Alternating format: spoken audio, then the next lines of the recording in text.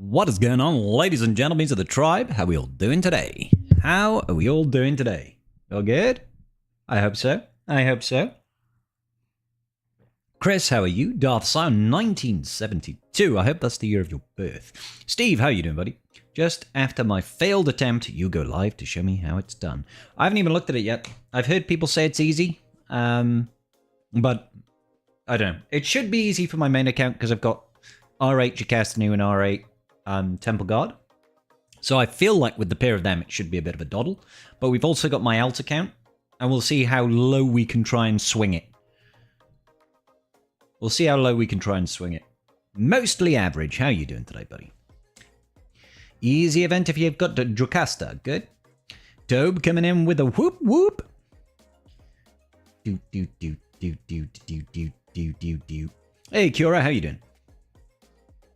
So yeah, just kind of chilling today, chilling like a villain. I've managed to get myself a pair of FDCs, which is fun. If you didn't see my video I put out earlier today, perhaps go check it out later. But we did some testing with the Darkside Vision Raycron over here. This thing is kind of freaking wild. And the Hermit Yodacron over here. This isn't maxed out yet. I'm close to maxing it out. Tomorrow maybe I'll have this maxed out. And this is insane. Like, the Luke level 9 is incredible in this. Those crimes against Indy and Smudgy. More like the crimes that Indy does to my hand. Jeez, Xander.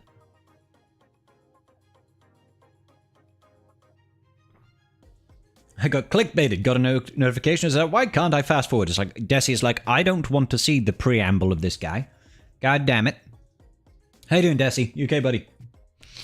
So yeah, I want to try all of the FDCs, but as you guys are fully aware, they are rather expensive to level up. Rather expensive. I've already spent far too much. I've got plenty of data cache right now, but it's the level 3s, so this is where the fun begins. Indeed. Indeed. Let's see. What have we got on the episode track? Got it, got it, got it.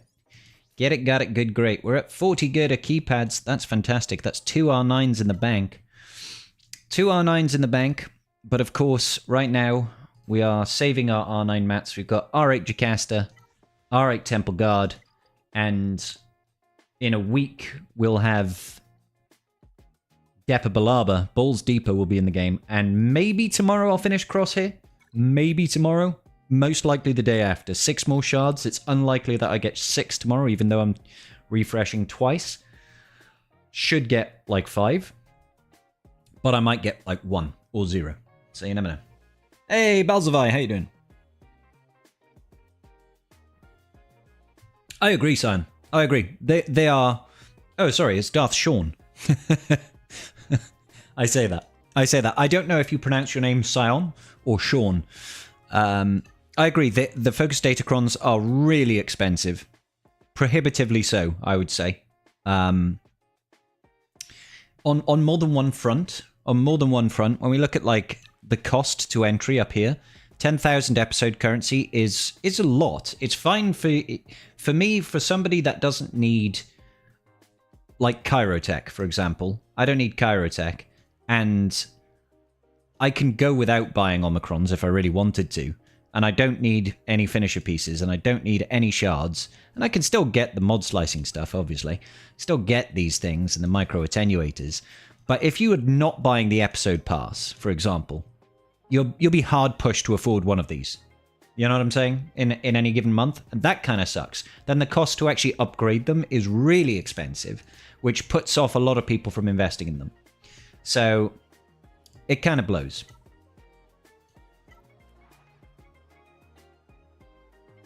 That's awesome, Desi.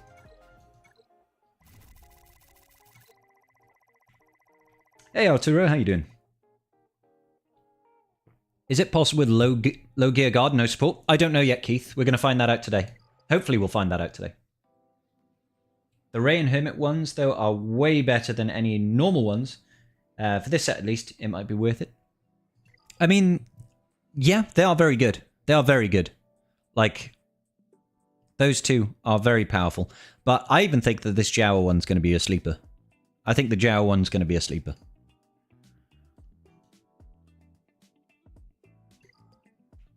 Could do tier 1, 2. 1 and 2 with a 7-star Jocasta gear 8 and a 5-star Temple Guard gear 8. That's not bad. That's not bad. I have not even looked at it. So obviously you need Mace Windu to do 4, 5, and 6, 5, 6, and 7, which kind of sucks, but hey, it is what it is. What's the best we could possibly get is some signal data. Merp. So I'm not expecting there to be anything too crazy with like these first couple of tiers. Should we just go in just Temple Guard? I'm just kind of curious to see what happens. I think we're going to be fine. I mean, he is Relic 8. Even with trash mods, he is Relic 8. Are you threatening me, Master Jedi? Oh, you can't see that. Boop. Are you threatening me, Master Jedi? Yes, I am. Yeah, I don't think anybody's really going to struggle with that, are they? Like, that first one. Easy. Easy money with an R8 Temple Guard. And that does give us 7 shards, baby. And 5 Omega Mats. And 1 million credits. That, like... The value there is really good, I will be honest. And it goes up to 7, 2 million, and potentially 15 shards. Again, I'm going to go in without Jocasta Nu. You are able to 3-star to tier 4 with just an R7 Temple Guard. Good stuff, Durant. I'm actually just going to put this on Auto Basic, because I feel like Auto Basic will do it just fine.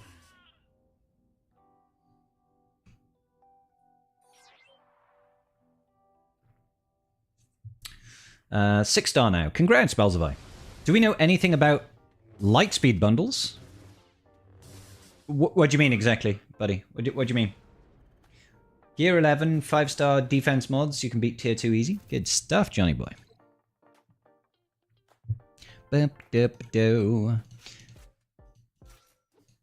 So obviously, I had a feeling we'd be able to do the first couple of tiers without too many issues because... You know, like I said, we are Relic 8, so I thought it would be kind of overkill, but, you know. Boop, better, boop. Let's just see how we get on versus the Sidious tier. He is level 95 here. And look, you can see him appearing on the hologram in the background, but he's right there. How is he doing it? It's a miracle.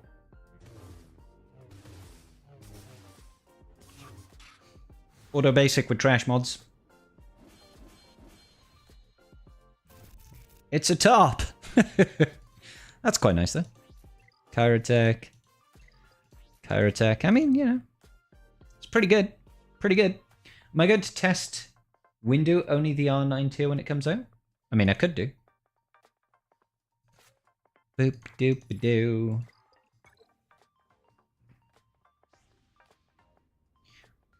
Ooh, there's 3 of them now. Ah, so this is where it might get tricky. I'll just put it on auto. I'm kind of curious to see.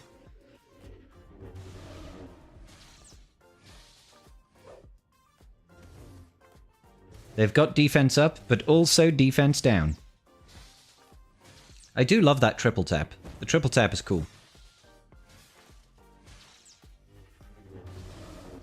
And ability blocks.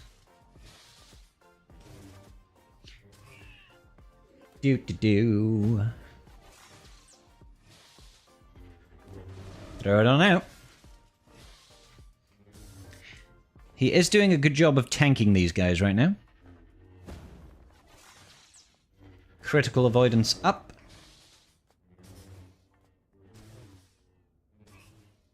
It's these early tiers are definitely very easy. And I'm glad that it's only 2. It's only 2 waves as opposed to the like 4 or 5 that we used to have to do for Nightfall era, right? Because that one took bloody ages to run through. Whereas this one is just 2 tiers. Well, not 2 tiers, sorry, 2 waves. This feels like it's fine to solo, so you don't even need Jocasta Nu for the early tiers, which is good, because you can't even access the later tiers until you've got Mace, so... Looks like we should just about do it. Yep. Just about tanked it out. I'm glad it's easy as well, Potato. That's nice. Got some signal data. I mean, these I don't really care anything about, but Carbonite circuit boards is fine. The credits is always good. Signal data is good.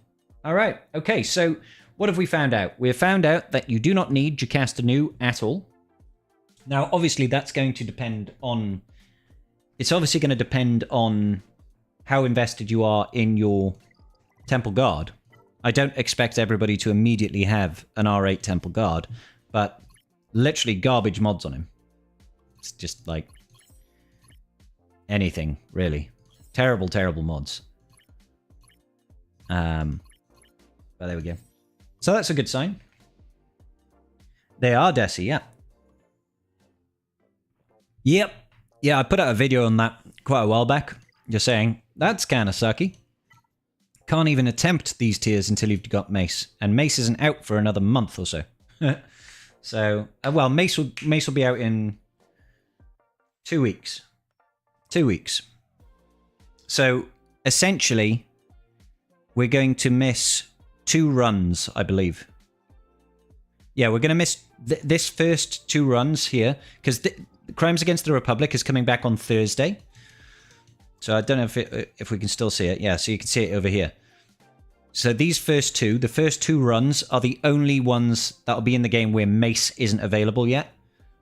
Because when these come back, Mace should be available. Where them kits at? Hey, Wolfie, how you doing, buddy? Yeah, we should be getting Bulls Deeper's kit today, right? I think we should be getting Bulls Deeper's kit today.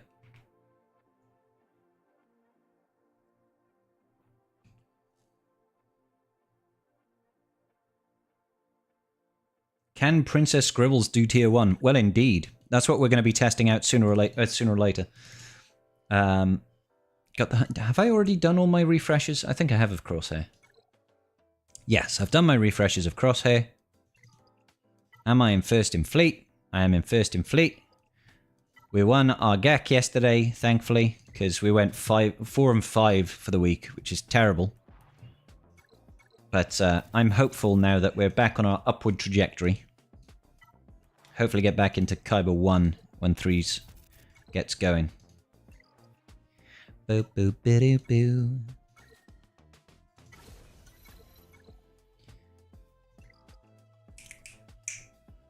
Do, do, do, do, do. Where them kits at? Where them details about the damn raid? I'm down with that. I was expecting us to get Mace's kit reveal alongside Bulls Deepers, but we probably won't. And I was hoping that we would get raid news as well. Like, I was hoping all of that would drop together, because it feels like once Mace is in the game, we should be getting news about the raid, right? It feels like that's the case. Because the raid should be dropping in like a month.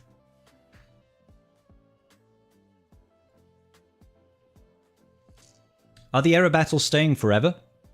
I mean, technically, yes. Technically, they're staying forever. CG's words are, or words were on era battles, essentially, they will run for a finite amount of time during the era. Essentially, you'll like everything's broken up into 3 months and bi-weekly, right? So every 2 weeks we'll get a kit.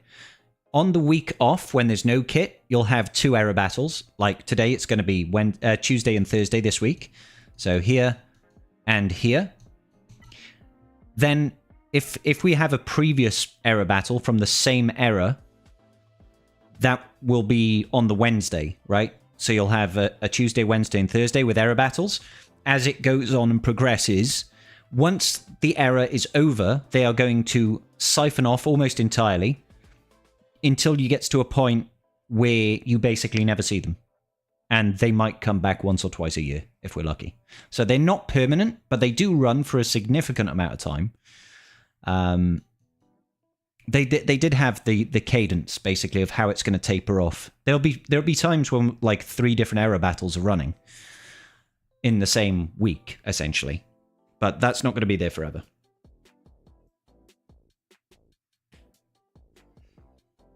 Raid should be very soon after Mace Unlock. Certainly, Kingdom. Definitely. Do I still have an Antler count? I do, Boken, yeah. Imagine they delay the raid until August. I mean, they might. technically that's not delayed because the only timing they gave us was not before June. Trying to get new Bad Batch up so you can contribute to the raid. That's good, Evil. That's good. So is it worth it to farm it for when the shards are out? I mean, see, yes, but not for the era battles, is what I would say. It's because we know that this current era with new Bad Batch and Jedi Vanguard and Darkside clones, those are all factions that are going to be used in the new raid. And you'll want to be able to jump on the new raid as soon as it comes out. So farming those characters and getting them invested to at least like Relic 5 is still going to be highly valuable for you, even if the era battles are not around, right? Because you'll need them for the new raid, and you want to be able to hit the new raid so that you can keep your Mark III currency. Also, not for nothing, new Bad Batch, pretty solid team. Pretty solid team. Darkside clones, great with Lord Vader. And Jedi Vanguard, don't know yet, but required for Mace. New Jedi Master Mace. That's coming in about 3 weeks' time. So why not get him anyway? Why not get him anyway? 2 weeks for Mace. 2 weeks for Mace. Boom, boom. They've been progressively cagier about raid details since Endor, when we got the requirements early and they kept iterating the first announcement. Can't say I've really been following it, Max, to be honest. What's going on, Rotsy? If you can donate to Extra Life, they do have Bad Batch 2.0 shards. You live near CG headquarters, so it's a local hospital. And they always try to donate. Oh, that's awesome, Balzavai. I don't even want to think about having to farm new pirates for the raid. There is that as well. We don't know. Like, all we know we're getting is Smee at the minute. We can make some assumptions about pirates and what pirates are going to join the game. I think it will be like the older evil pirates that we see in Skeleton Crew, but it could just as easily be, you know, wider universe stuff not seen in Skeleton Crew. I don't think we get the kids at all. I don't think we get the kids from Skeleton Crew at all. I just think it's highly unlikely. I think Jod will be the legendary. Just because he was actually a really good character in that show. His character had depth. And I'd like to see more of him.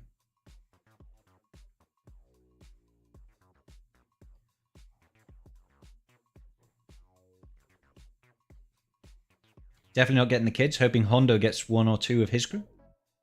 Maybe he does, Wolfie. Maybe he does.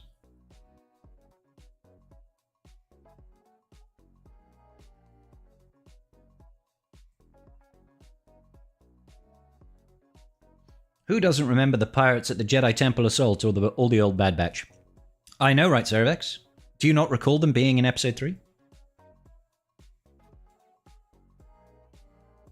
SM33, Jod, Brutus, Urkel, +1. Yeah, there was there was a guy called Beef, wasn't there? Was it Beef? He had a kind of a messed up face. We could also get the sequel pirates from the comics with the Last Living Clone. I have no idea who that is. I think we might get Gorian Shard. Or will they stay away from pirates in Mandalorian?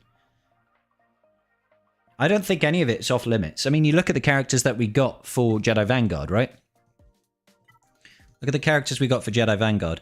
We got Jocasta Hu, right? Jocasta Hu, barely seen anywhere.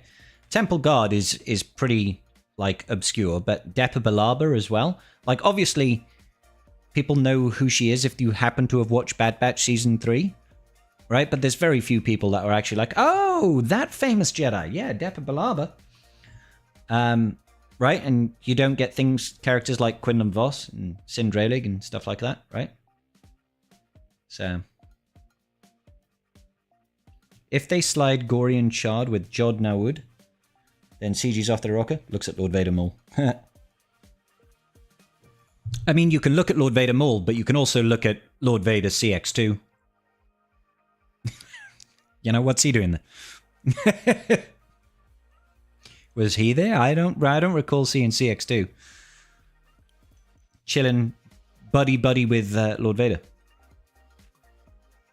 Now, I don't know if he buddy-buddied up with Scorch, but CX2 and Lord Vader go way back, man. I'm sad you haven't got the entire council. Where's Adigalia? I don't know. Don't you remember episode 11 and a half? Well, is that 1.5? Sorry. I have Tickle, but we're going to jump onto my alt account to see how much can we lowball the event. How much can we lowball the event? Because obviously my new account is not exactly farming new stuff. It's barely farming anything at this point. The good findings about Crimes Against the Republic is that the easy tiers, the early tiers are very easy. I mean, granted, like I said before, I do have a Relic 8 Temple Guard, right? And I do have a Relic 8 Jocasta Nu. But I didn't take in Jocasta Nu. For the first 3 tiers, I just went in and went auto basic with trash mods, and it was fine.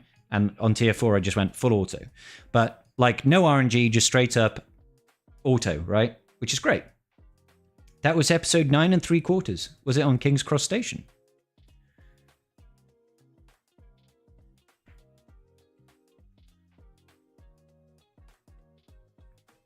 I remember when Jedi Master Mace Windu helped with the Jedi Temple attack too. Yeah, me too. Your free-to-play account should be able to do tier 1, gear 8 with some mods work. Good stuff, Esper. We're going to find that out right now. Now, my free-to-play account doesn't exactly have mods, just in general. Just in general. Do do do do do do do do do do do do do do do do do.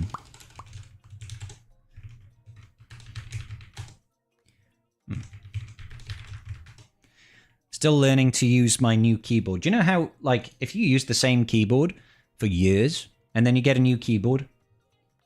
I touch type, so I'm always... I never look at the keys when I'm typing, right? I just type. But because it's a new keyboard, I'm not quite... My muscle memory hasn't quite learnt the distance between the keys and stuff like that. So I keep mistyping. Alright. Over here.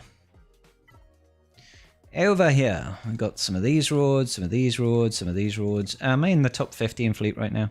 I am. That's okay then. Right, left, right, up, down, and start together. Okay. Let us see. I don't think I've got anything for this. Yeah, I don't have the Ewokes. All right. So all we have is a Gear 8 Temple Guard right now. And his abilities aren't maxed out, and he's got no mods on whatsoever. So let's just put some mods on him. Let's filter this by unassigned mods. Ugh, we don't even... Oh, he's got a crit avoidance mod. He loves crit avoidance.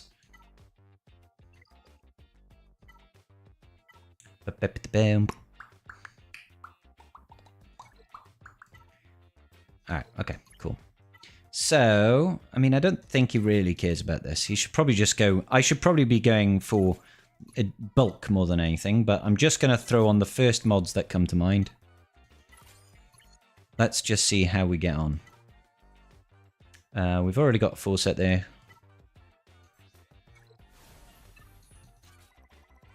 It's unfortunate.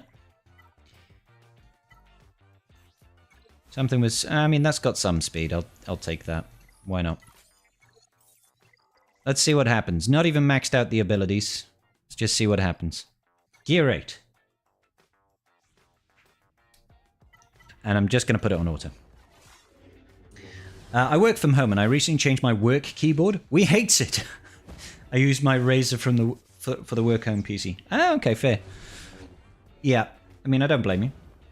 Yours has like 29 speed on him with full health sets. The Omega on basic was necessary for me to clear it. Is that the one that lets you attack multiple times?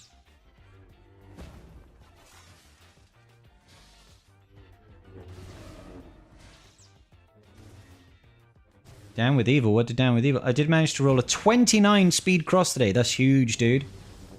That's huge. I think I've got one 29 speed secondary. Do do do do do do do do do do.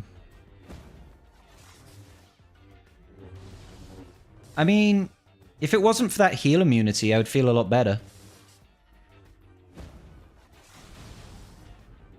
Yeah, I think this is doable. I think this is doable.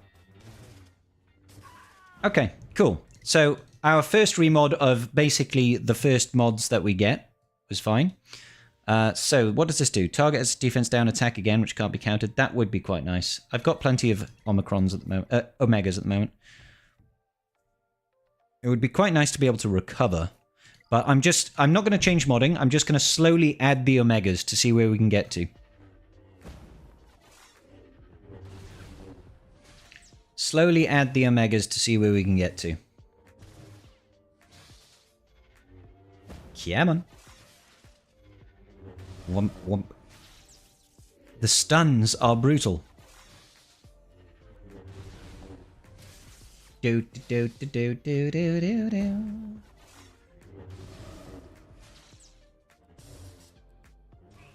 Good. I'm just putting it on auto Gonzalo, so I just want to know. I want to try and get a gauge for the difficulty. I'm not just trying to beat it right now. I'm just trying to see how easy is it to beat. More than anything, the heal immunity does suck, because it's like a 4-turn heal immunity, isn't it? It's a 4-turn heal immunity that he does on his basic. Okay, cool. I think that's totally possible if I was to do that on... Let's just see what happens if I just do it on auto basic. Auto battle, select options. Auto basic. I can't, Leon, no. I cannot do tier 2. Because there is no whaling on this account. There are no whales. And my crystals right now are going into getting me towards Executor, so... 1, 2. Come on, 1. He keeps resisting though. That's the painful part. But this already feels better. It looks like he's probably going to do it. Auto basic is the way, guys.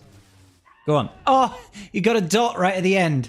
You got a dot right at the end. I definitely think you could do that. Come on, you can do it, Temple Guard. I believe in you, buddy. I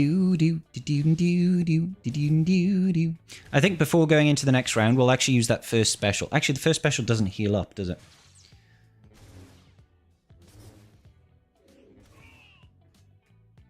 Alright. Okay, so resisting is good. Okay, let's do that for the crit hit immunity, maybe. It doesn't give me crit hit immunity. That must be on the special, on the Omega. The triple tap is great. The heal immunity sucks. Triple tack. Let's do this again. 1, 2, 3. We got it. Come on. 1, 2, 3. Hey! Nailed it. All right, so it's very easy, guys. 3 stars, gear 8. And look, it paid for itself. The Omega paid for itself. Good. And we got 7 shards. Oh, look how close. Look how close. That was good. That was good. Okay, cool. Well, I guess we've done the empirical testing, ladies and gentlemen. We've done the empirical testing. Yeah. Yes, this is free to play, Tadana, yeah. As you can see, in the People's Guild. Yeah, good job. They will nerf the guard now. Yes.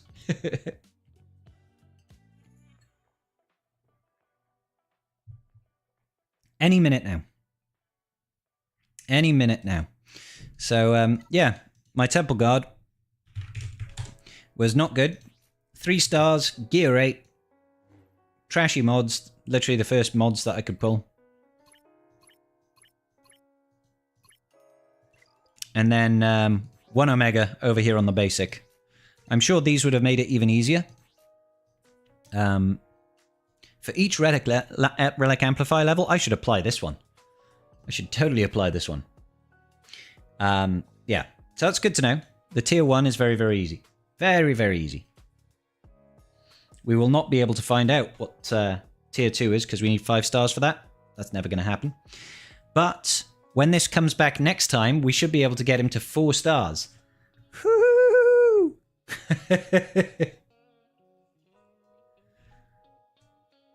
I really, really want Bix from Andor to be the new Wonder Woman. Oh, okay. Any reason why, MJ? Is it because she's giving you Wonder Woman vibes? Ba-ba-bum-bum. Boom, boom, bo bo bo bo. I should probably try and do some Conquest. I really can't be arsed doing Conquest on this guy. Just because my guys are terrible, as you can see. Absolutely awful. We could just go down the... I have a feeling that we're probably just going to straight up lose here. She's a good actress. Oh, we actually went first with Vader. Okay. That might actually be okay. That might actually be okay in the end. Let's figure it out. Wonderful. Wonderful. Wonderful. Wonderful. Wonderful. Wonderful. Wonderful. How rude. Got him. She's a good actress. They're looking for a new cast, and I think she'll kill it personally. That's fair. Only judging off of Andor. Finished Andor Season 2. It's definitely good, but I don't think you can beat Andy Serkis. Do you mean Andy Serkis? Andy the Circus. Any opinion on Savage Opress to Relic 9 on a 4 million GP account? Complete waste, Mini. Complete waste. Don't get me wrong. Savage is great. If you're 4 million GP, you should not be pissing R9s up the wall. Alright? Those R9s should be reserved for getting really important stuff. Like Profundity and Leviathan. And potentially Glat eventually. Not on farms that don't require Relic 9. You just crested 12 mil this week. My Savage is R5 and he's perfect there. Mine is also R5. Don't get me wrong. I would love to take Savage and the entire Treya team to like Relic 8. But R9 is too much for a character like that. All good, Mini. All good. Is it a waste of an R9? Probably, but it'd be a hell of a lot of fun. I am not saying it won't be fun. I'm not saying it won't be fun. It would be great fun. But he's not a tank, for one. Right? So he doesn't actually gain the massive protection boost from Relic 9. And two, like, there's just this... shit.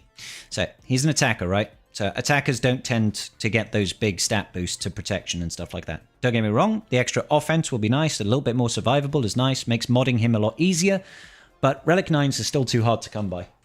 You know? I'm not sure how many Relic 9s I've got on my main account, but it's still not loads. And there's just so many other things that need to come first. Like, you're better off doing R9 Padawan Obi-Wan and Master Qui-Gon Jinn before you even think about anything else.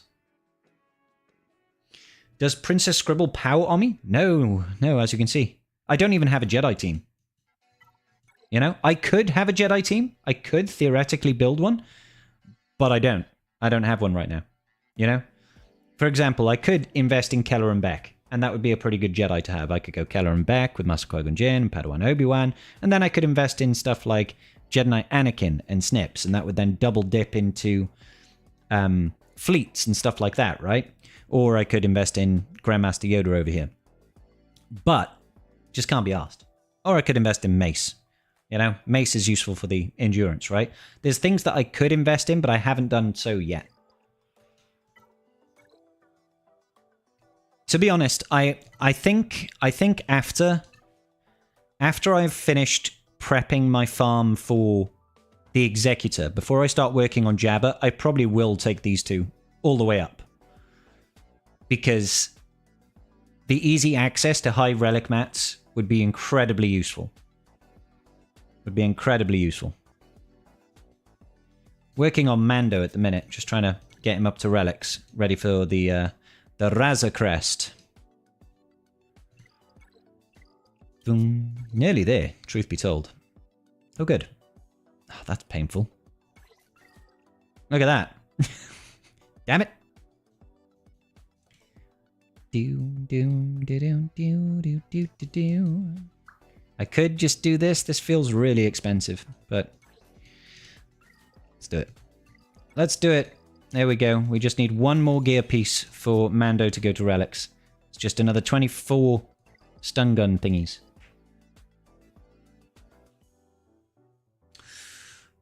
Unless Savage is your absolute favorite Star Wars character, and it'd bring you a lot of happiness. I mean, there is that.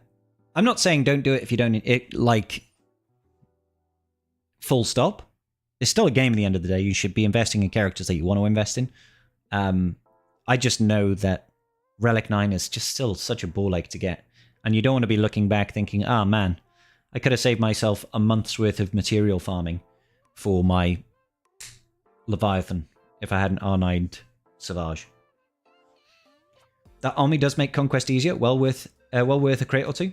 Xander, I'm not disagreeing with you, bro. Not disagreeing with you. I just like, I think the main deterrent for me is I just really can't be arsed doing 2 conquests. Like, if I was in the 4 million GP range, I would probably consider it. But right now, I'm not. I'm not in that 4 million GP range. Nah, I can't see Bossk winning this fight, truth be told. But if we go in with all relic characters, we might be able to survive the damage.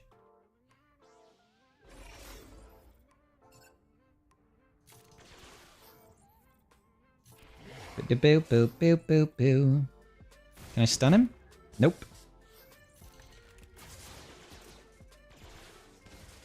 The pain. To the pain.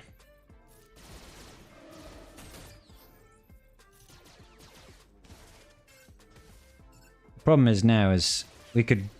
He's going to form up, yeah. And Gas is going to stand right back up. Stop taking extra turns, you. Very rude. Do, do, do, do. Boop. Let's get rid of that last bit of protection. Come on. Stealth coming in clutch.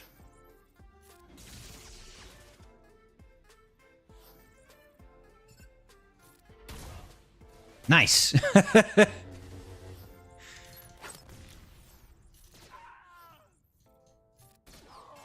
Oh, man. How many times is Gas going to sit up and sit down? Can we get closer to contract, please? Thank you. 70% of the way there.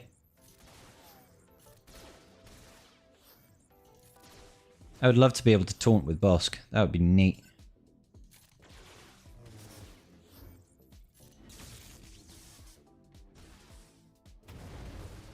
Keeps on increasing my Bossk's cooldowns.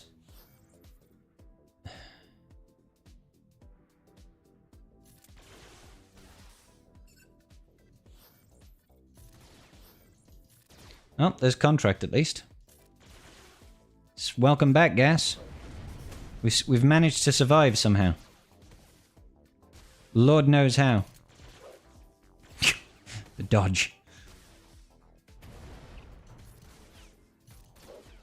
Stop dodging, Gas. You rude person, you. Got him. What's CG's excuse for not changing Scarif Rebel Pathfinder's name to Melshi? Yeah, maybe they will. Maybe they will.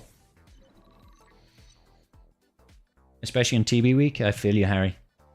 I've had Lord Vader for a couple of rounds of GAC now and can see why he earned the name Lord Failure now. Yeah. Yeah. Ba-dum-bum. So I could get myself a large stimmy. A large stimmy. Ugh. I don't like my odds against any of this.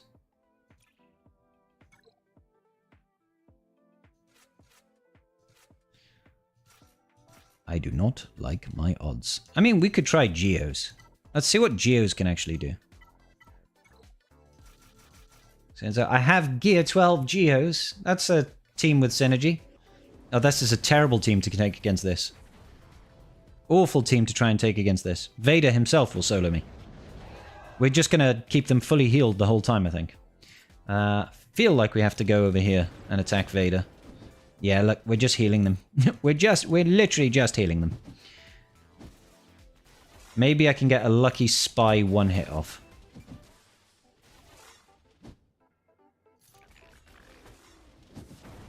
Eek.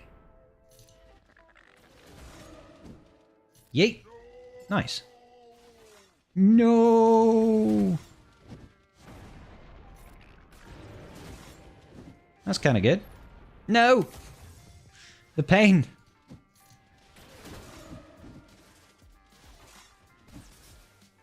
Uh-oh. That Star Killer is going to knock my block off any second now. Oh, good. We got the heal.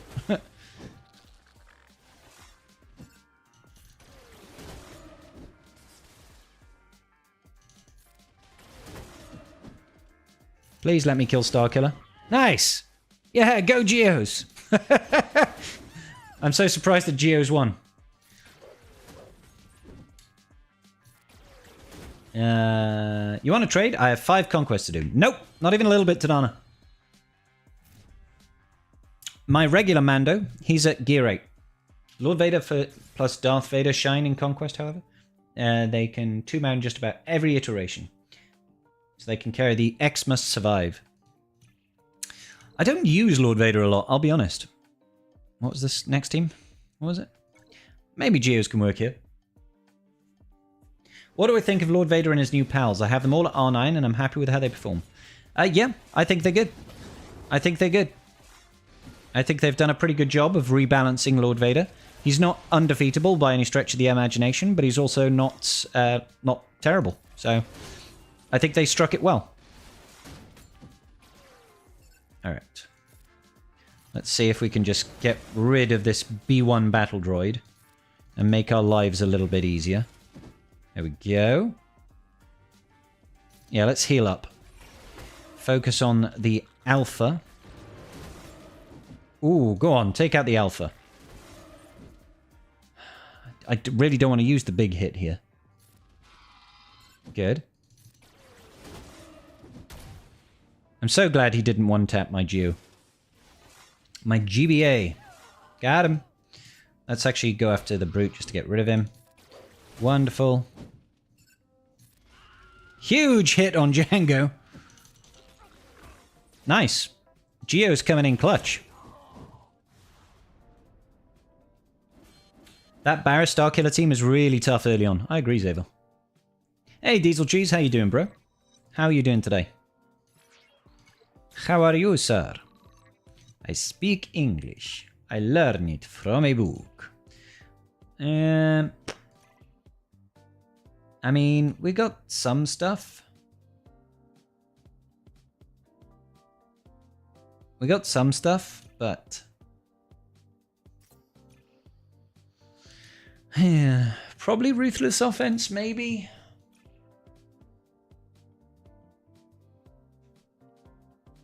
That's if we can even beat these guys. Had a theatre show today, went alright. Could have done better. Oh, were you performing, Diesel Cheese? That's awesome, dude. That's awesome, dude. Let's see if we can push our Vader a little bit further.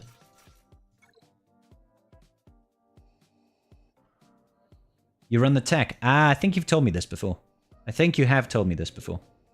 I'm very surprised every time my Darth Vader is still going first. That does surprise me somewhat.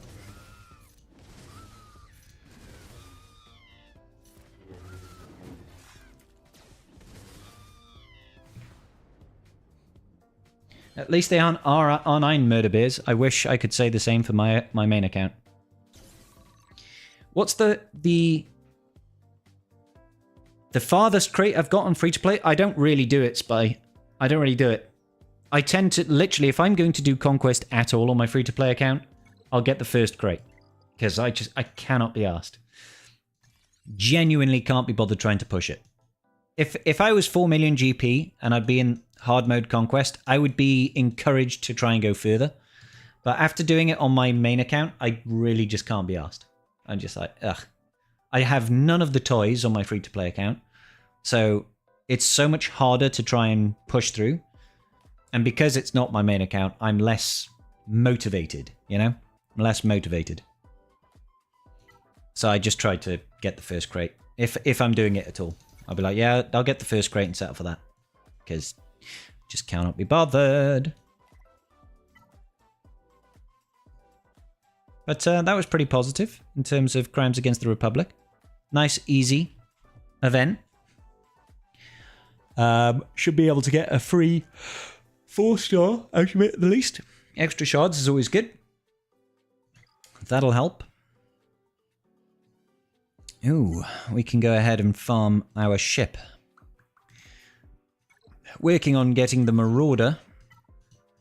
So the ship farms on this account right now are working on Punisher One, working on Razor Crest. Hoping to get those 2 maxed out in time for getting Executor unlocked. I mean, obviously I need a 7-star Razor Crest to unlock Executor, but you know what I mean. I need to get Boba Fett from R7 to R8, so 1 relic level on this guy, but Aero Magnifiers are a bit of a pain to get. And then I need to take Piet from R1 to R8 as well. And that's it then. That's my Executor farm done. You're going to be 4 million by the end of the summer. Need to be able to finish it. Just can't get past Sector 3. That's fair, Spy. How far am I in Conquest on my main? I'm farming the bonus node in Sector 4 at the moment. So, like, there's no reason for me to red box or finish Conquest right now. I'm better served just using my time to farm Datacron materials. So I'm just blitzing through. Blitzing through. Quickly farm that and I'll jump back onto my main account now. Oh, actually, I should probably very quickly check to see if my guild needs me to platoon anything or anything like that. I need to keep my Phoenix because they're one of the only teams I can actually use. Are they needed here? No, that's Rogue One. Rogue One. Anakin, you can totally have Anakin. And this guy, and this guy, and this guy, and this girl. No, no, no. You can have them, and then. There you go. Have platoon units. 3 stars. Let me help with that. Let's go Phoenix. Throw them in.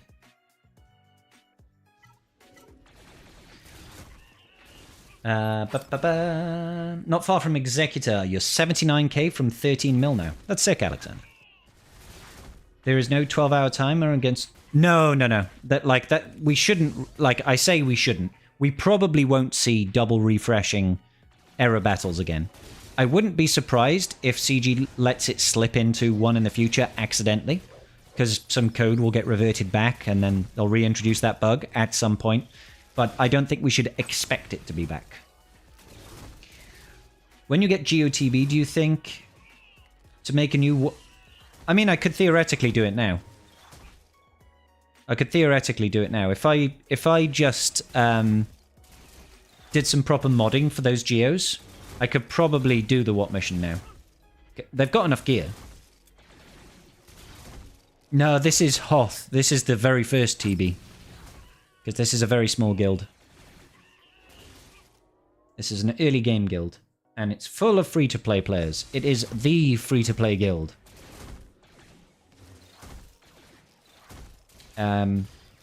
So yeah, here we are. Here we are, loud and proud.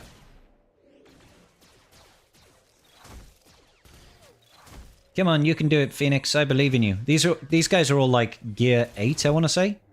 I want to say they're gear 8. Don't think there's any Zetas on the team whatsoever. It'd be nice if we focused fired somebody, guys. Instead of just trying to spread that damage around a lot. But hey, you do you, boo. You do you.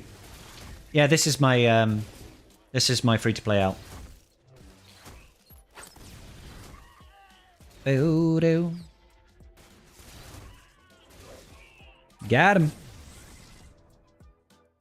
I haven't used my BAM yet, either. Got a Gear 12 BAM. Urs has started an alliance with many levels of guild members. That's awesome. Yeah. Yeah, it's got, like, the Chromium Cowboys and something else. MX Goblin just subscribed with Prime. Thank you so much, sir. Appreciate you, good sir. Yeah, I haven't... obviously, when Urs streams, it's usually like 4 a.m. my time, so it's pretty hard for me to keep up to date with what Urs is doing, but I know he's got a number of guilds in his own, like, alliance, right?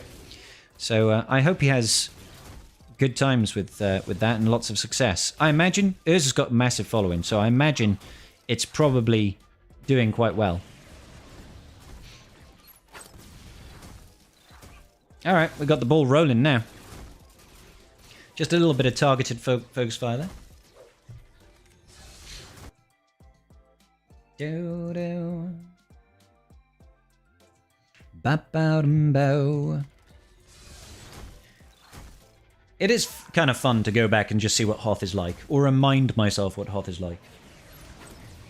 It keeps your game fun with the other account at the endgame Kyber 2 Insanity. Yeah, that's fair, Spy. I mean, yeah, I'm in literally one of the biggest guilds in the game on my main account. So this is a nice change of pace. It's a nice change of pace.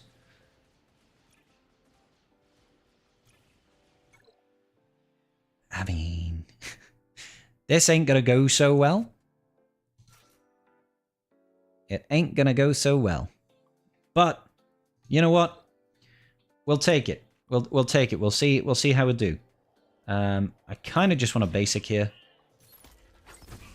Cara Dune is a bit of a hero for this battle, though, right? Because she should be able to keep the enemy team pretty much stun-locked. I feel. Yeah, I mean, that's kind of sick.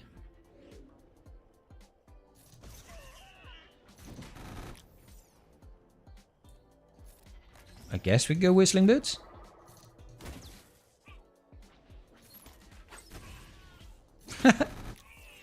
We're going to go into the next phase with Whistling Birds available. 16. 18.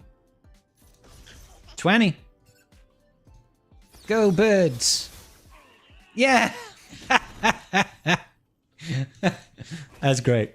The one battle walls. Yeah, GAC is super quick now. I love that. I do very much love that. Let's get Retribution up on some. Pew, pew, pew, pew, pew. Tenacity down. Bam, bam. He's the man. If he can't kill it, no one can. Cara Dune is actually clutch here, guys. She is so good here. It's like, stuns. Stun him again. This was great. I'm even going to put it on full auto. Let's see what happens. Whistling Birds. Yeah, I do very much like having like one round, one battle per sector in GAC. That is a lot of fun. Man, Cara Dune is carrying so hard. Especially if we defeat an Empire unit. Like, she gains so much bonus TM. I think Bam's Whistling Birds are going to do some decent damage. Nice. So... this was a pleasant surprise. I wasn't expecting this in the slightest. He keeps putting that DI on Cara Dune. I'm not sure why, but I'm actually okay with it. Beautiful. Look at all those stunned people.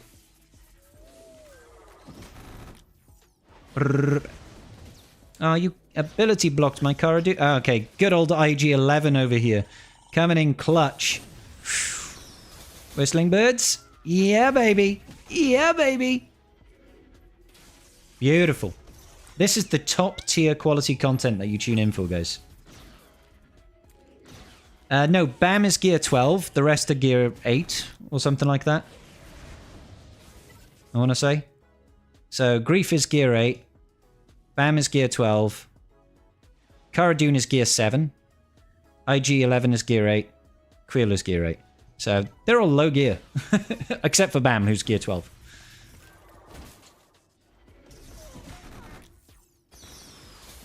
Yeah. Yeah, tell me about it, Reigns. Boo, boo, boo. Now, granted, This is only Hoth. You know, Hoth TB, Phase 2. It's not exactly difficult content, but still. But still. It's nice to be able to do something. What's this? Oh, fleet rewards. Thank you for the 50 crystals.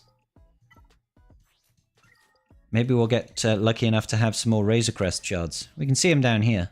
But I don't really want to be blowing all my crystals just now. Especially when I know that I'm still locked behind relic levels at the moment. Rabid Beaver has just raided us with a bunch of viewers. Thank you so much, Mr. Beaver. Welcome in, raiders. Hope you're doing well today. Hope you enjoyed Rabid Beaver's stream. What's the happy haps? I do, Caracal. Thank you. Thank you, buddy. Thank you, buddy. Doop, doop, doop, doo, doo. Huh. All right. Let's grab some Cassian. We're okay over here. It's not giving me Razor Crest, damn it. How dare it not give me a Razor Crest? Do, do, do, do, do, do, do, do. Alright, cool. Let's jump back on the main account. Oh, thank you guys.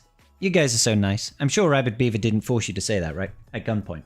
He didn't force you into doing that. You're saying that out of the goodness of your own hearts, right guys? Right? I'm going to choose to believe that's the case.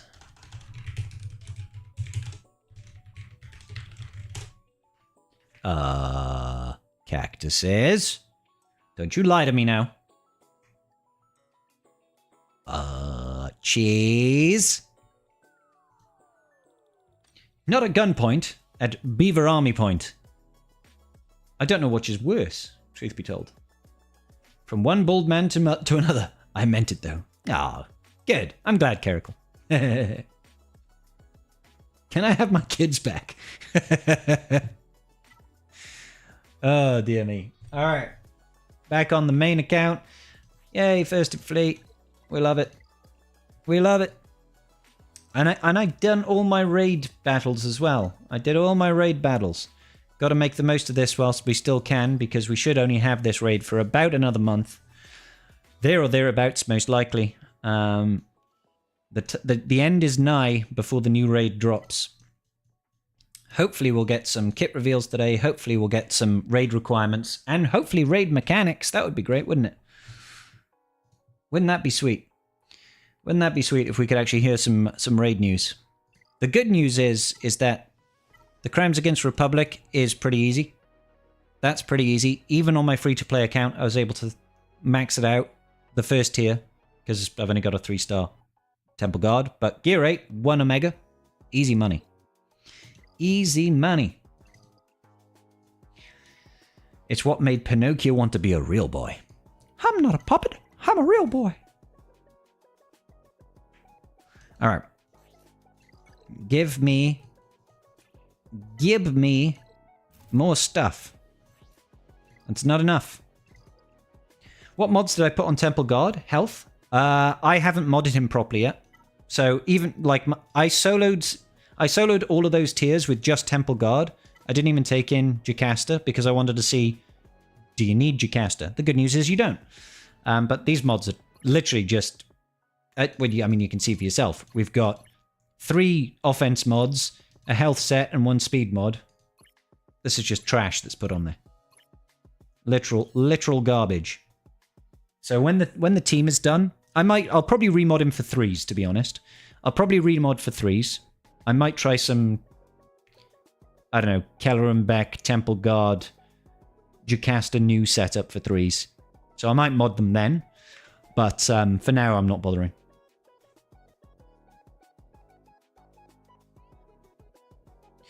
Going for his wooden ankles. Your guild name is Green Company. Ah, that's good, Beaver. Did you do the event on your elt? Yeah, I did. I had to steal a bunch of mods and try several times for favorable RNG. Did you so? Which tier? I mean, I was only doing tier 1. Tier 1 was easy. Tier 1 I did 3-star Gear 8, 1 Omega, and the rest of the abilities were tier 7. and whatever mods I could throw on him. Like, I didn't steal anything, and I just won. Because, you know, that's what winners do. That's what winners do. Yeah. Good times. Good times. In other news, I'm sure nobody is surprised to find out that this Hermit Yoda Datacron with the Jedi Knight Luke level 9 is bugged. It's bugged on Jedi Knight Luke's leadership, which is nice.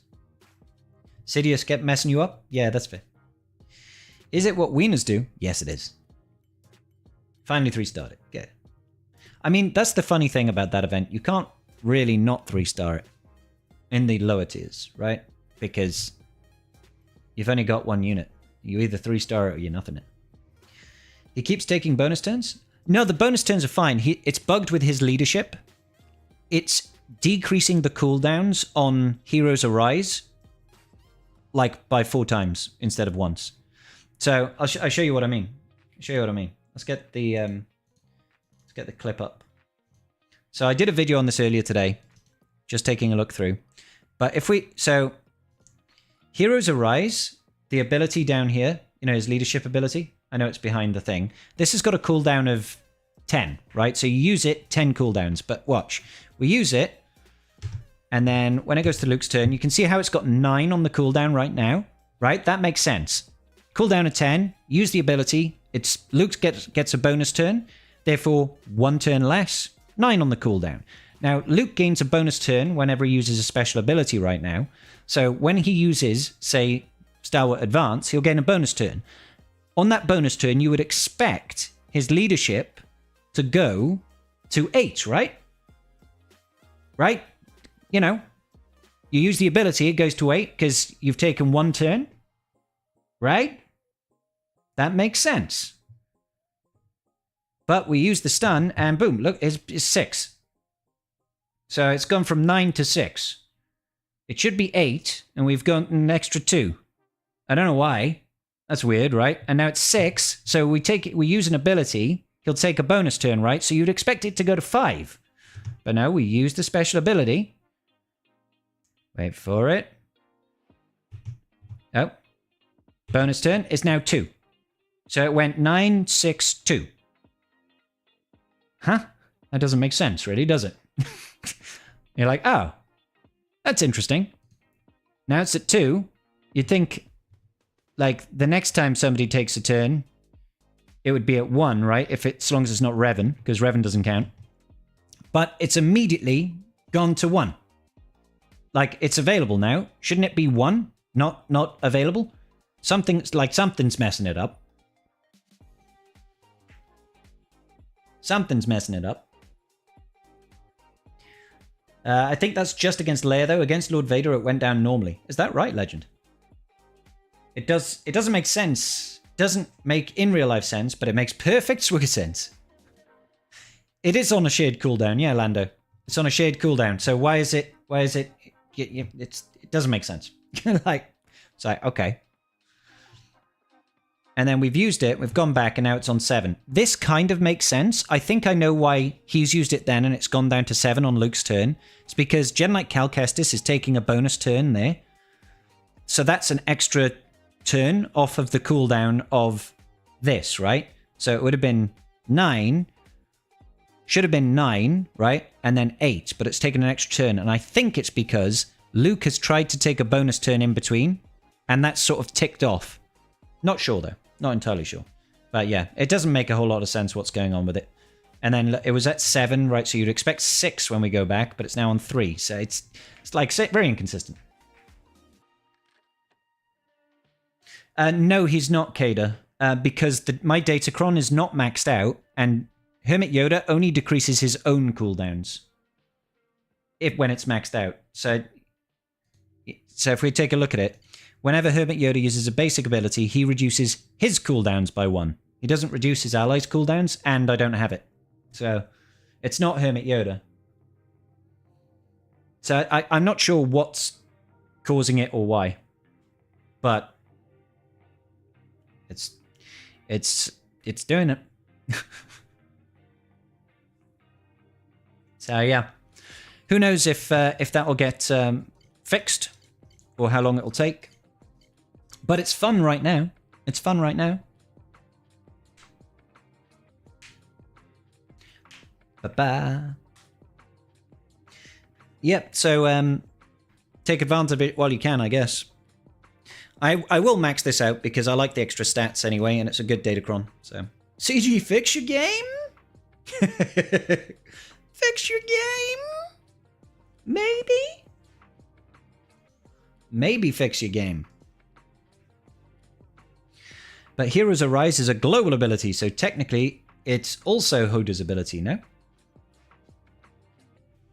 Yes and no. Yes and no, Cerevex. Okay, so yes it is, but it also can't have its cooldown manipulated. That's the other side of it. That's the other side of it. Alright, so if we go to Luke, and you go to his leadership ability, Heroes Arise, this ability is on a shared cooldown and is immune to cooldown manipulation. So even if it was a Yoda ability, and I did have the FDC maxed out, technically speaking, that basic should not be reducing it anyway. You know, like... I mean, it's an easy test. I could just take Hermit Yoda out of the team to see if he's doing that. It shouldn't be, because there's nothing in the Datacron that should be doing that, right? Theoretically speaking.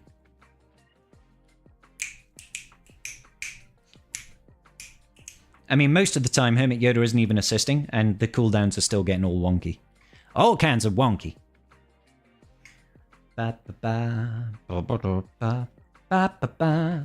So, for example, if we go back to this video over here, and we go back to the start, when we just start going off, right? So, right before we do the... yeah, so it's at 9 now, right? And we're going to do Repulse. It's not like Hermit Yoda assists here. He's not assisting here, but this cooldown has been decreased by 3, right? You know, it's so it shouldn't be Hermit Yoda doing anything because he's not doing anything, for one. And again, I don't know if I call in Hermit Yoda here. I call in Shaq T here. So again, Hermit Yoda's not attacking. He's not using a basic. So, but this has gone down by 4. So it's kind of weird, right? It's kind of weird. It's just typical CG bugs. I mean, there's one thing we can rely on is that bugs make it into this game no matter what. They're always going to be there. They're always going to have some funness to them, some fun, funky stuff. And we'll never really know why. Or maybe we will one day. Sathy, thank you so much for the resub, bro. What's going on? What's going on? So yeah, fun, fun, fun in the sun, sun, sun. Oh, I still have this mod set equipped. That's okay. I was messing around with it. Did I actually climb into first with it? Yeah, I was just sitting in first with it at the moment. It's good fun. Like, you can just completely dismantle Lord Vader teams.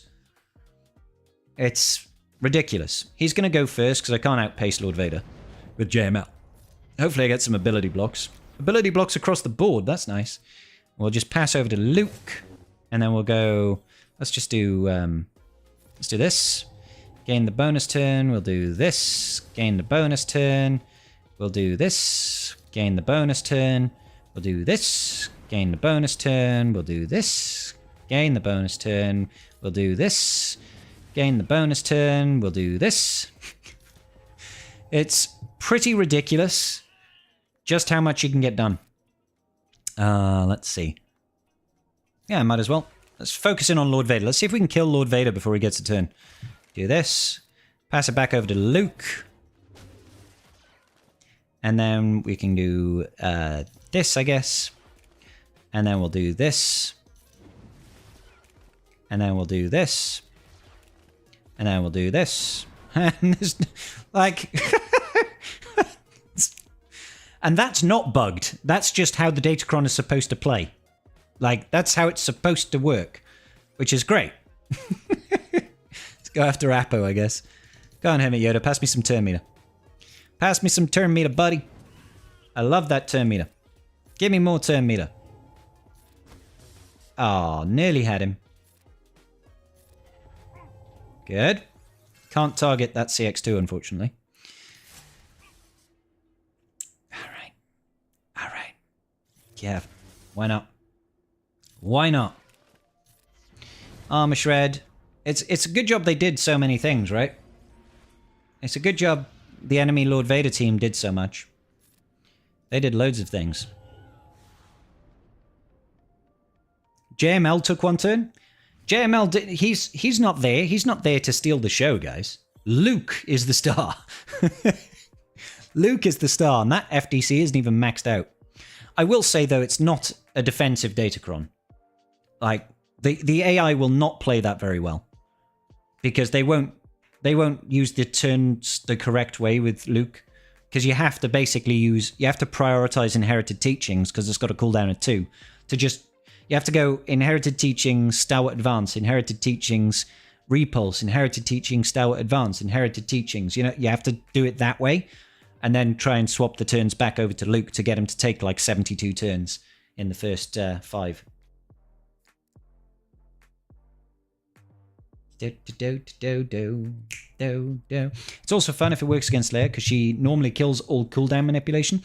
Yeah, I mean, part of it shouldn't matter because he's not really doing any cooldown manipulation. He's just taking bonus turns, which is lowering the cooldowns organically. It's his leadership ability for some reason is just having the weirdest funky interaction right now. I don't understand that at all. But I do think that even if it wasn't doing that, you'd probably still beat Leia. 3v3 is going to be a sloppy mess. When is 3v3 not a sloppy mess? It's the sloppy mess that we all love to hate. So I haven't really paid any attention to the Temple Guard one. Whenever he's inflicted with a debuff, taunts for 2 turns. Whenever he taunts, all Vanguard allies gain a stack of courage, which can't be copied. That's kind of nice. Ooh. Jocasta Nu gaining turn meter when other allies use special abilities will be quite nice as well. Because that's what you really need her to get that gun out as soon as possible, right? So having extra crit avoidance, having extra tenacity, having additional armor pen and all that is all good business. Whenever an enemy is defeated by a Vanguard ally, they can't be revived. I mean, that's nice. Vanguard allies start the bout with damage immunity for 2 turns. That's super useful. Whenever light side use a basic, they gain speed up. I mean, it's pretty decent. It's pretty decent. Obviously, you'd have to wait and see what comes out with Depper and Mace. See what they do. AJ, you would think that, right? You would think that on paper. But it doesn't actually work out. It doesn't actually work out. So, I'll show you why. We'll get an Excel spreadsheet. We'll do a Google spreadsheet to show how this will play out, okay? Because I went through the same thought process as you there.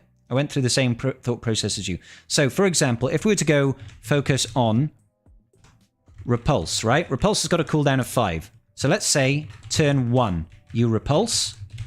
It's now got a cooldown. Well, it's got a cooldown of 5. Yeah. Turn 2, you go Inherited Teachings. Yeah. Repulse is now on a cooldown of 4. Turn 3, you use Stalwart Advance. It's got a cooldown of 3. Turn 4, you go Inherited Teachings. It's now got a cooldown of 2. You take a bonus turn. Turn 5, you've got no specials left on cooldown. Right? No specials left on cooldown. Because Inherited Teaching's got a cooldown of 2. Stalwart Advance has got a cooldown of 3. So all you can do here is basic, right? That's 5 turns. Or you could do it the way that I do it. Turn 1, and Repulse is now going to have a cooldown of 1. So turn 6, you could Repulse again, right? So in the way that I'm doing it, you go Inherited Teachings. Teachings. Then you do Stalwart Advance. Oh, shit. Let's just do it this way. This will be easier. Yep. Then you do Stalwart Advance. Right? Because that's got a cooldown of 3 over here. Then you go Inherited Teachings again. Alright. And Repulse is turn 4. Then you got turn 6, 7, 8. Right? Let's just do something like that. Turn 6. 7. 8. Right? So, bear in mind that all these turns are bonus turns. Right? So here, you can actually do Stalwart Advance again. because it's got a cooldown of 3. Here, 1, 2, 3. You got Stalwart Advance again, right? Then you can go Inherited Teachings again, right? Repulse right now is on a cooldown of 5, 4, 3, 2. All you can do here is basic, right? So up here, you've taken 5 turns. Technically, you could replace Repulse with Inherited Teachings first and you get 6 turns, right? And be in the same place at the end. But if you do it this way, you get 8 turns and you end up in the same place in terms of repulses. It's still going to be after you basic, that's when you can do the repulse again. So you're definitely better off doing it this way than this way. Does that make sense? Because essentially what we're getting here is just free damage. Free damage, because Inherited Teachings is still doing 60% of JML's base protection, right? So more damage here, more turns, less cooldowns, more turn meter pass from Hermit Yoda, that sort of thing, right?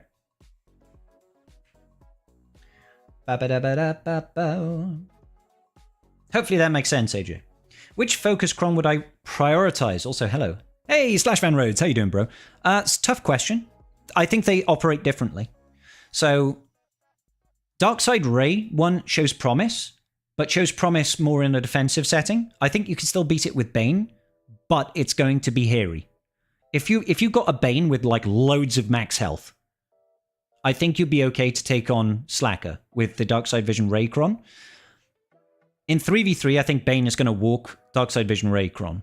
Not walk, but it'll be easier, right? In 5v5, it's a lot hairier, and you need really well-modded Bane with a good Datacron with a lot of health.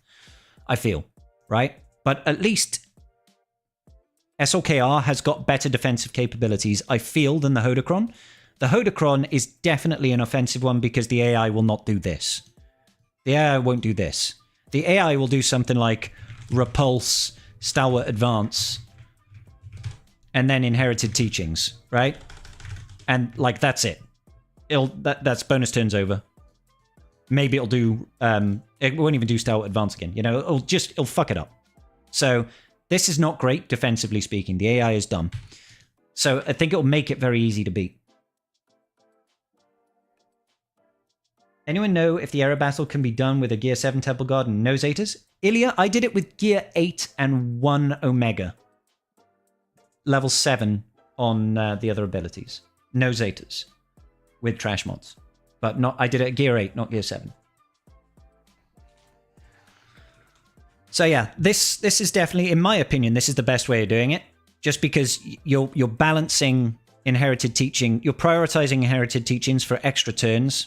And don't forget, like, you're always calling in an additional ally to assist, or you're calling in Hermit Yoda, who's passing turn meter to the whole team. So, yeah. This is fun, though. Like, getting, like, 8 turns in a row with Jedi Knight Luke is kind of fun. It's huge. Could you imagine if he had a third special? Hey, Flex, how you doing, bro? Lurking while you're revising for A-levels? Well, good luck with your A-levels, sir. Best of luck. Ba-ba-bo. Ba-ba-bo. Ba-ba-da-ba-do. Boom-ba-dum. Have we finished? We have not finished our platoon, so I can't even do TB. I can't even do TB. Have to wait. Have to wait. Oh, we finished one TB. We've finished one area. Should we, where do you want to... We've got Darkside clones to use. Do you want to see Lord Vader Darkside clones in Geonosis? Up to you guys. Or do you want to see Slacker?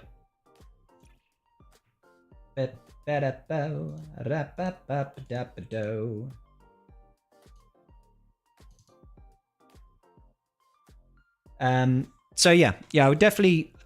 It's hard to say which ones to focus on. Especially with 3v3 coming, I feel like Hermit Yoda would be fun, but you also don't need to max out the Hermit Yoda one. You definitely want to get the level 9 to get Jedi Knight Luke up, right? After that, it's kind of funky. I think the Rey one and the Hoda one should both be done. You should definitely get both of them done. If you're in that position where you're putting enough into it, you know? I'm not sure on the order. If it was 5v5, I would say Rey without a doubt. Once you max the Cron, you should ask a shard mate to film themselves attacking it. That would be nice. Did somebody just donate? Van Rhodes tipped £50. Oh, dude, thank you so much, man. Thank you, SV. Dude, that was huge. SVR, man, that's so nice of you, bro. Thank you so much. That is going to help with the Baby Gravy Fund, bro. Appreciate you, dude. That is so nice. I am having a spicy Tuesday so far, BFC. How you doing, bro? Should ask a shard mate to film themselves attacking it, unless there's a different one you could... That's a good point. I don't think there's another one in my squad shard. Maybe there is. It's very hard to test when you're sat at 1, because this is what I'm surrounded by. But, I mean, I could put in a bum team just to drop. Lewente over here, or Levente. He's got it at... He's got the level 9. So potentially I could try and drop to face him. But he's literally the only one. Let's hope that these guys over here remember to break down their datacrons, because they're going in like 24 hours, aren't they? Slash Van Rhodes, thank you so much, dude. You made my day, brother. You made my day. Alright. Let's take Lord Vader clones here, I guess. Clones, clones. Clones. Clones. Go, clones!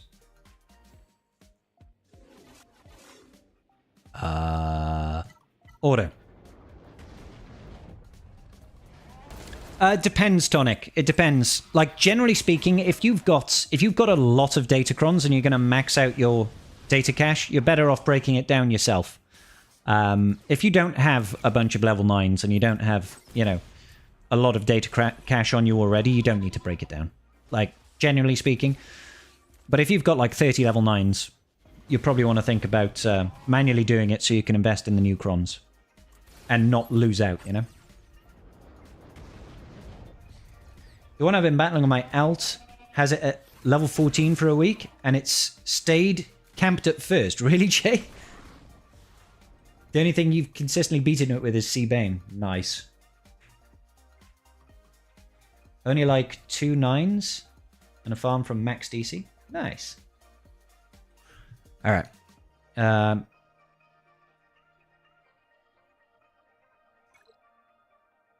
I guess we'll put in Slacker here.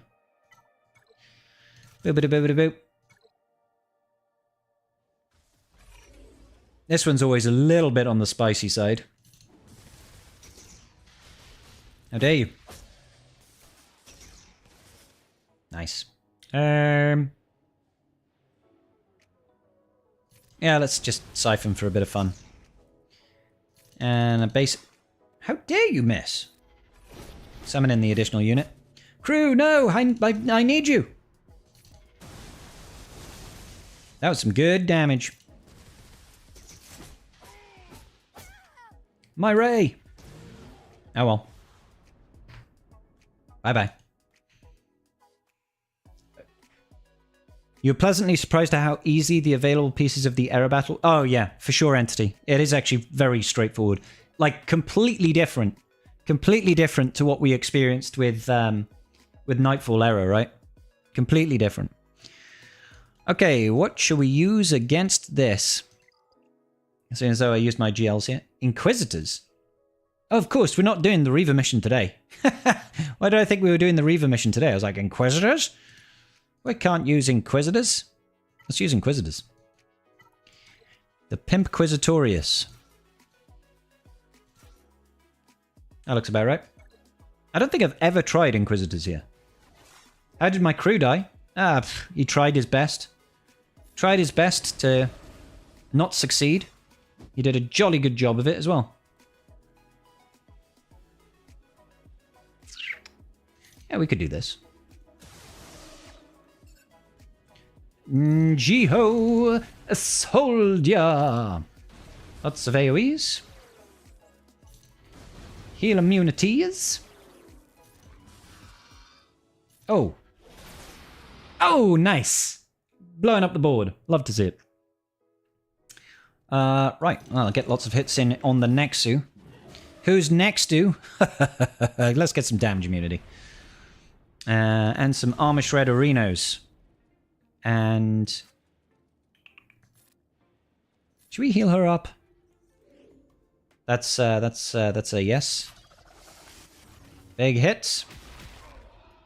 Oof, the one hit. The one hit is brutal.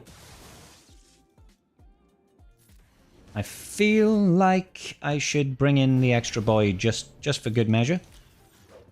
Oh, the miss. What does this do? No idea. Absolutely no idea. Come on, Reaver. You can do it. Beat that Nexu. Oh. I was going to say, fifth brother, are you going to come in and steal the thunder? Nope, the droid is. The droid stole all the thunder. Do you not have him modded for 3v3? That makes sense. No, I don't mod my crew at all, I don't think. I think he's like garbage tier modded. Because I just don't care about crew. I know that's a terrible attitude to take.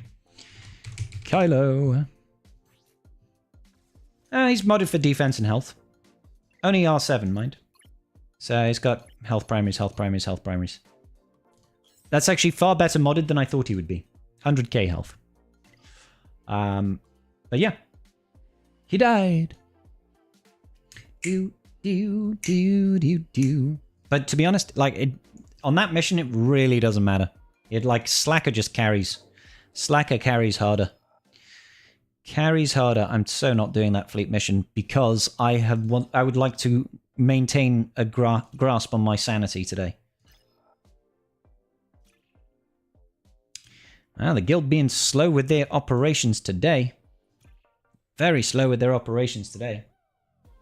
Inquisitorius best faction confirmed. They are rather good. They are rather good, the Inquisitorius. They're very good in TB.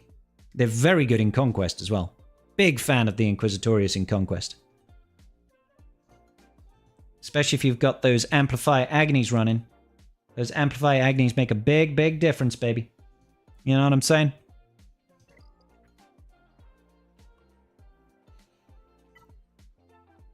Yeah, I've already done that. I kind of miss the Sith raid. Does anybody else miss the Sith raid? I kind of miss it. Kind of miss it. Reaver in Conquest is almost a cheat code. 100% shift. Oh yes. Weak spot. Beautiful. Like, you just get so much offense straight away. So I'm running Amplify Agni, Quickening, Voluntary Vanguard, Weak Spot, Quickening, Amplify Agni. So, like, it's a great one for Reaver, to be fair. I wish I had Ruthless Swiftness. If I had Ruthless Swiftness, that would be circle is complete, right? Because it'll be turn one, everybody gets boatloads of dots. I get a boatload of turn meter, and then win. I know, right, Legend? That's what you want to be doing. Oh, you don't miss the Sith raid because that's what you do at the moment? That's fair. That's fair, bro.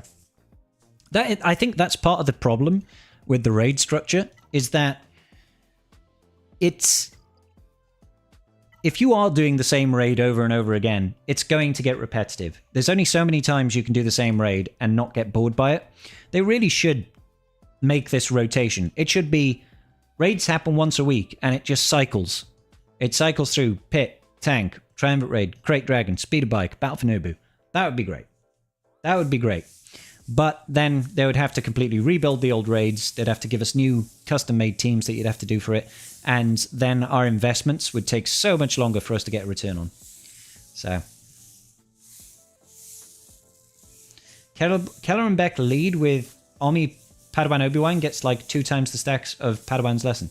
Does it? That's wild. Maybe not the speeder bike raid. Do you not want to go back to the days of looking at fluffy Ewok cheeks?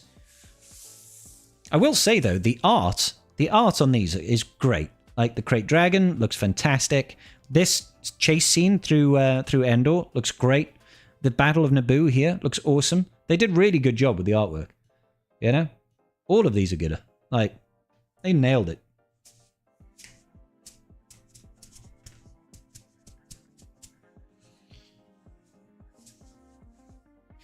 We could call them Challenge Sith Raid, for example. Well, like they had with the Pit. You know, you had the Challenge tier Rancor. I don't ever want to go back to that. The challenge rancor was so dull. But that's probably what we'll be going back to, truth be told. Because they're not going to let us be like, yeah, just use a bunch of TM manipulation teams. Solo it or duo it with CLS and Han Solo.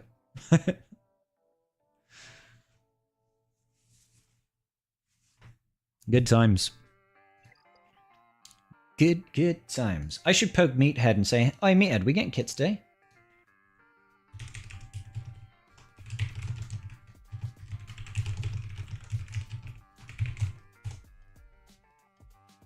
Let's see what Meathead says. I'm sure he'll be upfront and honest with me about it.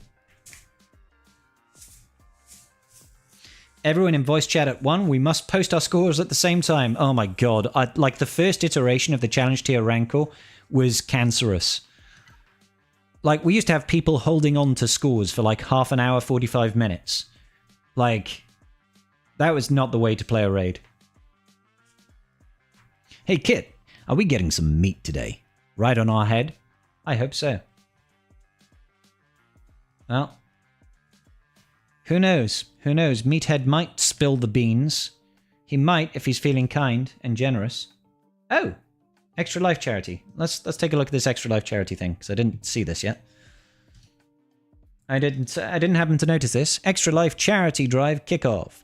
This year we're approaching the Extra Life Charity Drive with a new strategy. Instead of one big event, we're hosting multiple incentive package days throughout the year, all leading up to the grand finale stream at the end of 2025. Extra Life is a cool charity. Tune in today. Join Crumb, Kaylee, and Meathead on Twitch at 4 p.m. PT. PT to BST.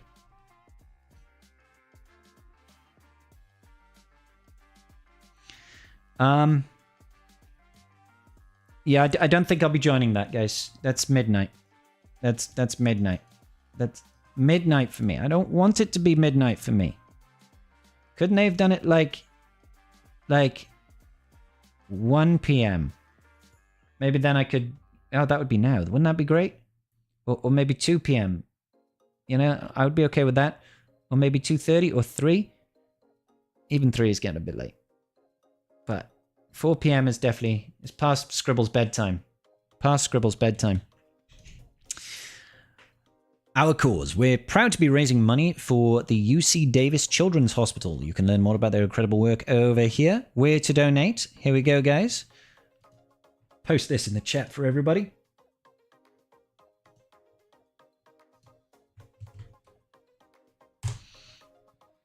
So that's CG's Just Giving page there. Not Just Giving, sorry. Their Extra Life charity. Streaming in a couple hours. Honestly, F people that don't just put one damn time zone. I know. It's because of Brexit, isn't it? I think it must be because of Brexit. It must be. So, if you donate $15, you receive a fantastic reward pack. 250 crystals, 10 Mega Ability Mats, 50 Mark III Mats, 1,000,000 credits, Crosshair Shards, Hunter Shards, Omega Shards, Wrecker Shards, Batcher Shards, and a unique portrait. Not much here for me as a whale, but, you know, it's not really about that. I mean, if I was to do that and get the 15 Crosshair Shards, then I'd be finished with the farm, but I'll be done with him in a day or two anyway. I'll probably still donate regardless, because it's a good cause, guys. To ensure you receive your incentives, please include a valid ally code with your donation. Packs without a valid ally code will not receive these items. These packs will be distributed regularly throughout the year. Ah, that's awesome. So, incentive pack 1. Isn't that good? And a unique portrait. I wonder what the portrait is. But yeah, it's not, you know, for $15, guys, for $15, if you need these shards, that's really good value for those shards. $15 to get, what, bloody 75 shards of relatively new characters. Not bad, not bad. I guess you don't get a title this year, Balzavina. I'm not sure, Lady Geek. I don't remember. You can use your outside eye codes for the shards. That's what I'll do. So SVR, I could, but I'd almost feel like that would be considered whaling on my free-to-play account, and I don't I know it's not whaling. I'm giving money to a charity, but I don't want to feel like I cheated the system at all there. You know what I mean? So I'm not going to do that. Boom, boom.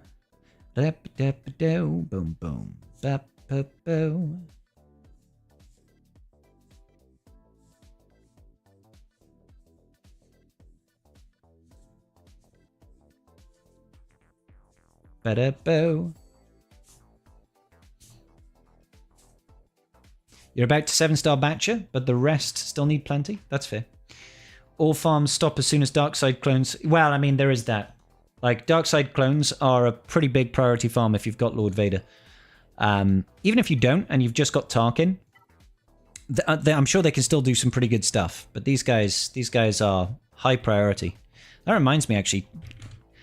3v3, I'm gonna have to mod my Tarkin. Ooh. Apparently I've modded Tarkin. Potency, defense, speed. Who knew? Turns out I modded Tarkin. But we're gonna have 2 3v3 teams for Darkside clones now. We're gonna have Tarkin with his clones and Lord Vader with his. You're a big Clone Wars fan, Bal. Okay, that's fair, dude. Absolutely. Grumbles at the ads. Lady Geek. Sorry. You know, ads go away if you've got Twitch Turbo or if you were a subscriber. Just saying. Just saying. Yeah, so I'm curious to know how well Tarkin's going to do, because I threw on his Omicron immediately. Where is it? Darkside Clone Trooper supports stealth for 2 turns, so that's going to work with Disguised Clone Trooper, right? Darkside Clone Trooper tanks get protection up to 50% for 2 turns, which can't be dispelled. Looks like I'll be remodding Scorch to be health-based. Gain 5 stacks of Bulwark. Whenever a Darkside clone ally uses a special ability, Tarkin assists. That's huge. Because, excuse me, he's going to be ramping potency whenever he basics, right? Which is then going to turn into a boatload of damage for ultimate firepower. Whenever an enemy evades or resists a debuff from Darkside Clone Trooper ally, Tarkin gains 5% turn meter and recovers 10% health. Whenever Intimidation Tactics is used, which is the second special, not the AoE, right? Dispel all buffs on all enemies and daze them for 2 turns. That's huge. Whenever Ultimate Firepower is used, inflict fear on all enemies for 1 turn. That's actually going to be a sick team. That's going to be a sick team. Unsubscribe, you say? Say no more. Foxy, don't be that guy. Don't be mean to your boy Scribs. Just put in my $15 and we'll probably forget about it and wonder why I got shards later this year. Duramana, you're a good egg, mate. You're a good egg. You're a very good egg, good sir.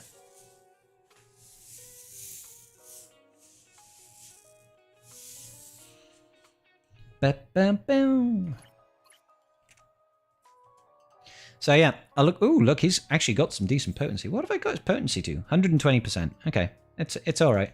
I'll definitely do a dedicated mod set for him, because normally what I do for 3v3 is I've got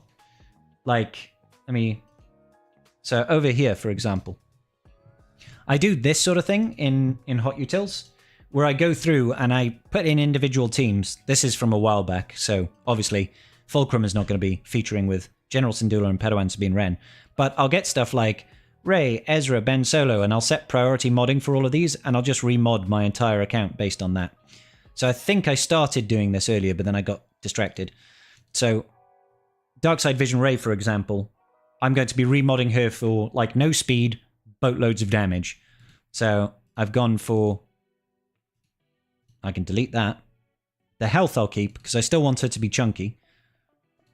But offense, I still want crit damage over here, offense over here, health over here. Offense set and health set. I mean, I could do crit damage, but I feel like the health is probably better. The offense is probably better. Is biding his time with this new army, waiting for his buddies? Hell yes, Bell. Who was the streamer kid that quit to go join the US Army? That was AP Games, wasn't it, Shift? I think that was AP Games. Inquisitorius. I'll need to get a new team in, actually, for... Hold up. Okay, so I've already got a Lord Vader team, but I'll need to get a new team in for Tarkin, right? So we'll go new squad. Tarkin. We'll go Tarkin. Scorch. And Disguised Clone Trooper. So that's another trio there. And there was another one that was, I was thinking, oh yeah. So we can do Keller and Beck. KB. We'll do Keller and Beck, Jocasta, and Temple Guard. I feel like that is probably a sensible team.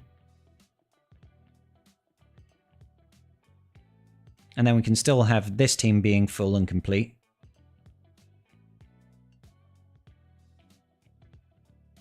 I need to change this up, because that was back when we had a Datacron for it, and it was kind of wild. This can probably stay. Troopers. Phoenix, I mean, we still have the FDC. No boobies, no boobies, no boobies! You know it, bro. And no, I haven't heard off AP Games, but to be honest, like, I was never, me and AP Games were never, like, collaborators. And if that, you know, I have nothing against the guy. Spoke to him plenty of times, but not like, we weren't in each other's DMs talking about shit or anything like that, you know? In fact, I'm not like that with many content creators, to be fair. To be fair, I'm a bit of a social pariah. But that's okay. That's okay. I can take Hondo out of this team because of the FDC. So Saw Gerrera. It'll probably still be Saw Luthen. Do I take C-Rex in there or do I leave Kyle Katarn? There are no bad answers here. Every high spender in this game uses hot utils, pretty much, yep.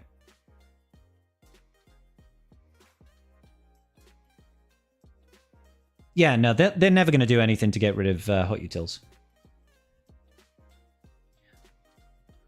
As far as I'm aware, they work alongside CG, you know, Hot Sauce and his team. So they always make sure that they tread that line very carefully. They don't over-egg themselves. So primaries, all protection, weightings, lots of speed and protection. We're looking at 140k protection, that's good. So Jocasta new. I need to go and see if this is actually right modding for her. I think it is. She does damage based on protection. And then Shaq T is not the girl. Didn't I say Temple Guard? Ah, maybe I haven't. That's the ticket. That's the ticket. So Temple Guard. What are we going to want to mod Temple Guard to be like, guys? Let's take a look. Physical damage, inflict defense down. Once per turn, Temple Guard's turn. They are taunting, attack again, which can't be countered. If they have defense down, attack again. Ability block. For each ability block, Jedi recover 5% health protection. Double that amount for Vanguard. Crit avoidance, taunts for 2 turns. Light side stealths, remove 20% turn meter. So, I mean, you could argue potency, but I'm pretty sure that Jocasta New is going to be placing tenacity down a lot. 10% crit avoidance and defense. So probably defense sets then. 5% crit avoidance and 10% defense. These values are doubled while he has crit avoidance up. Start a battle if all allies are Galactic Republic Jedi. Gains taunt. All allies for Vanguard. They gain protection up. That means health primaries for the rest of the encounter, which persists through defeat. First time each other Vanguard ally loses all protection. Temple Guard gains crit avoidance and taunts for 2 turns. 50% defense, offense, and potency. If all allies are Vanguard, these values are doubled. That's so good. Doubling your defense, offense, and potency is huge.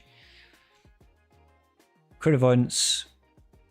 Yeah, okay, so it looks like defense sets with health primaries. Probably defense set with health primaries, but he... Ooh.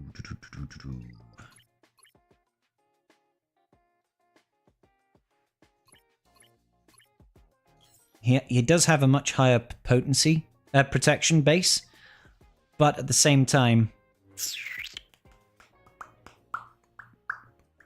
I don't know. I want to say sets use any of health and defense. Primaries probably health, weightings. I still want him to have speed. I want him to have some level of defense. protection, something like that. Something like that. Let's just automate this. I mean, no, I probably shouldn't because there's no point to automate it right now, but let's just put it on. That'll probably take some time to work through. Keller and Beck would still prefer prop primaries. Only for himself. He does, like, Keller and Beck passes, what is it, Padawan's lessons based on his protection, not on everybody's protection, right? Or am I missing something here? 50% defense internet. Oh, they're gonna have so much defense, dude.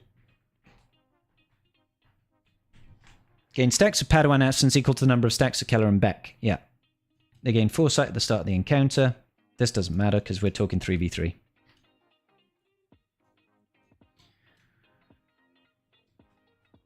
Kid stuff, Ark. How you doing, bro?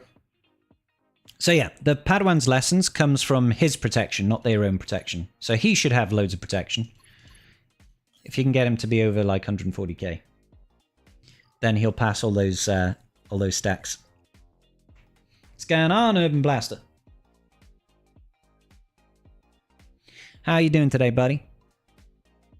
What else might be a fun team to be running? I mean, really, I should be looking at these new Datacrons. Is there anything... I mean, Gar Saxon would be quite nice. Qui-Gon Jinn. Like this feels like such a trap.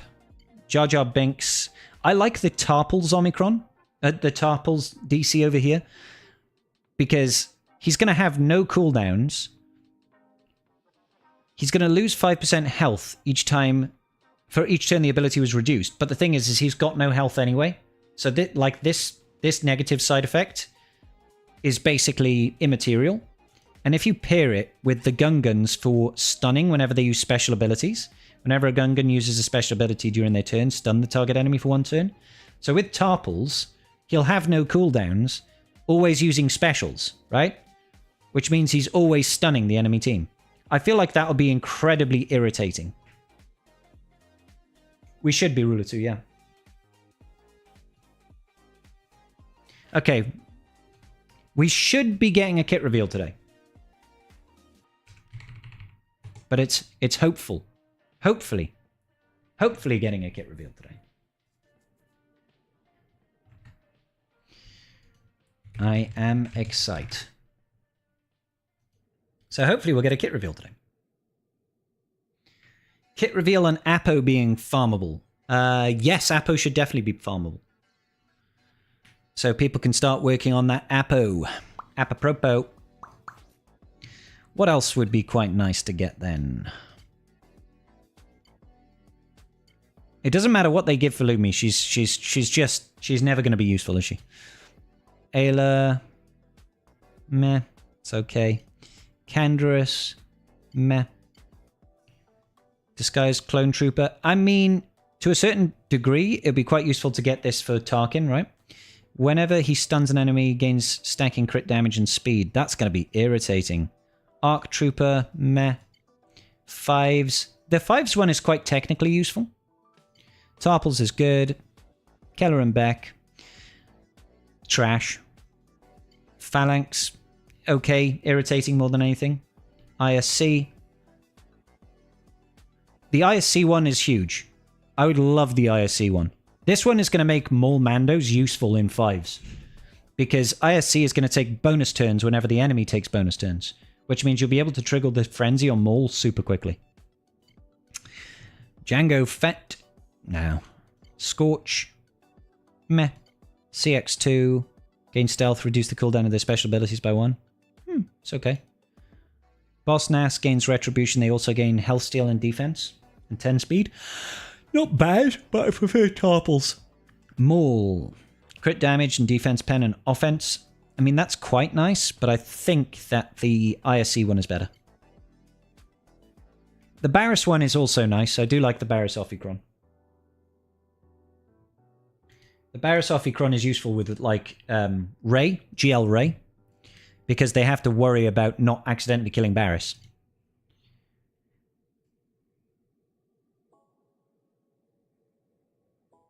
Yeah, but the bulk level 3 will disappear soon enough. I say soon enough. The bulk level 3 will disappear. And it's here anyway. You've got that here anyway, buddy.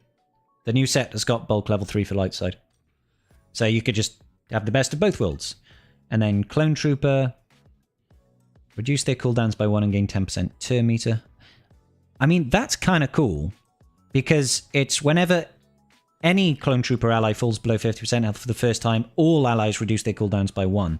So in a 5v5 environment, that'd be great to try and get Rex over to Rex Lake quickly. Bonus turn on defeating an enemy is quite nice. Clone Trooper allies start with at least 2 debuffs that can be dispelled. That's trash. Whenever a debuff on an enemy expires, Clone Trooper allies gain 2% turn meter, doubled if that was dispelled. That would be useful if you're using C-Rex. Oh, are the clones only dark side? Can you not get light side for this? That's irritating. That's a shame. That's a shame. Whenever a debuff on an enemy expires, clone allies gain 2% offense, doubled if that debuff was dispelled until the end of battle.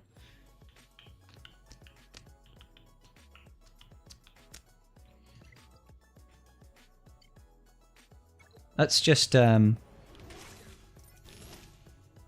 see. If I get light side, does it say you can't? For fuck's sake, of course I get dark side. Of course I get a dark side one. Let's just take a couple of these to 3. So I have plenty of those level 1s for now. Ooh, double defense. Level 3? There we go, light side here. So can it not roll clones? It can't. That's really annoying. That's really annoying. You can't get a level 3 with clones. Brup, brup, brup, brup, brup. You could use it with Bad Batch too. Yeah, you could use it with Bad Batch. Both of them, in fact. Light side and dark side Bad Batch. New Bad Batch and old Bad Batch. Oh. It's funny because in the past, excuse me, I do apologize. In the past, we have had light side that can get a faction that is both light side or dark side. As in, there have been level 6s that you could have for light side or dark side, right? I remember that happening in the past. Not very common, though. Not very common. Just lose the light side, dark side bonus? Yeah. Yeah, which is a shame. It is a shame. But c'est la vie. Can't have everything in life, can we, tribe? Cannot have everything. What do we have here?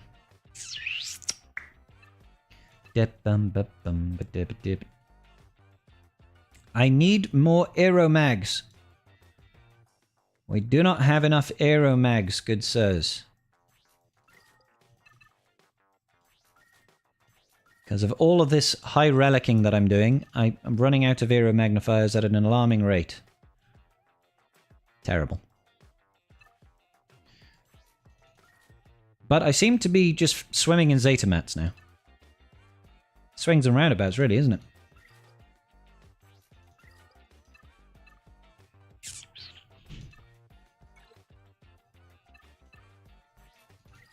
Keep it up.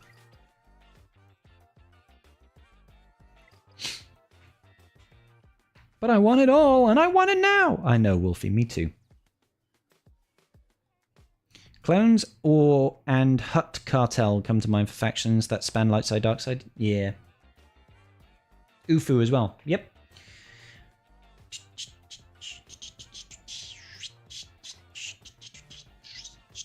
You laughed at Dooku having a Sith level 9 on a Separatist or a Separatist level 9. Oh god, yeah, I remember that, Stan.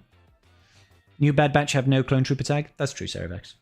I'm talking OG Bad Batch, which puts out a lot of debuffs. They do. Kits drops. Nice. Good stuff. Let's go check it out. Balls Deeper Balaba. Pretty good artwork once again. Pretty good artwork. Let's download that because I'll need that later.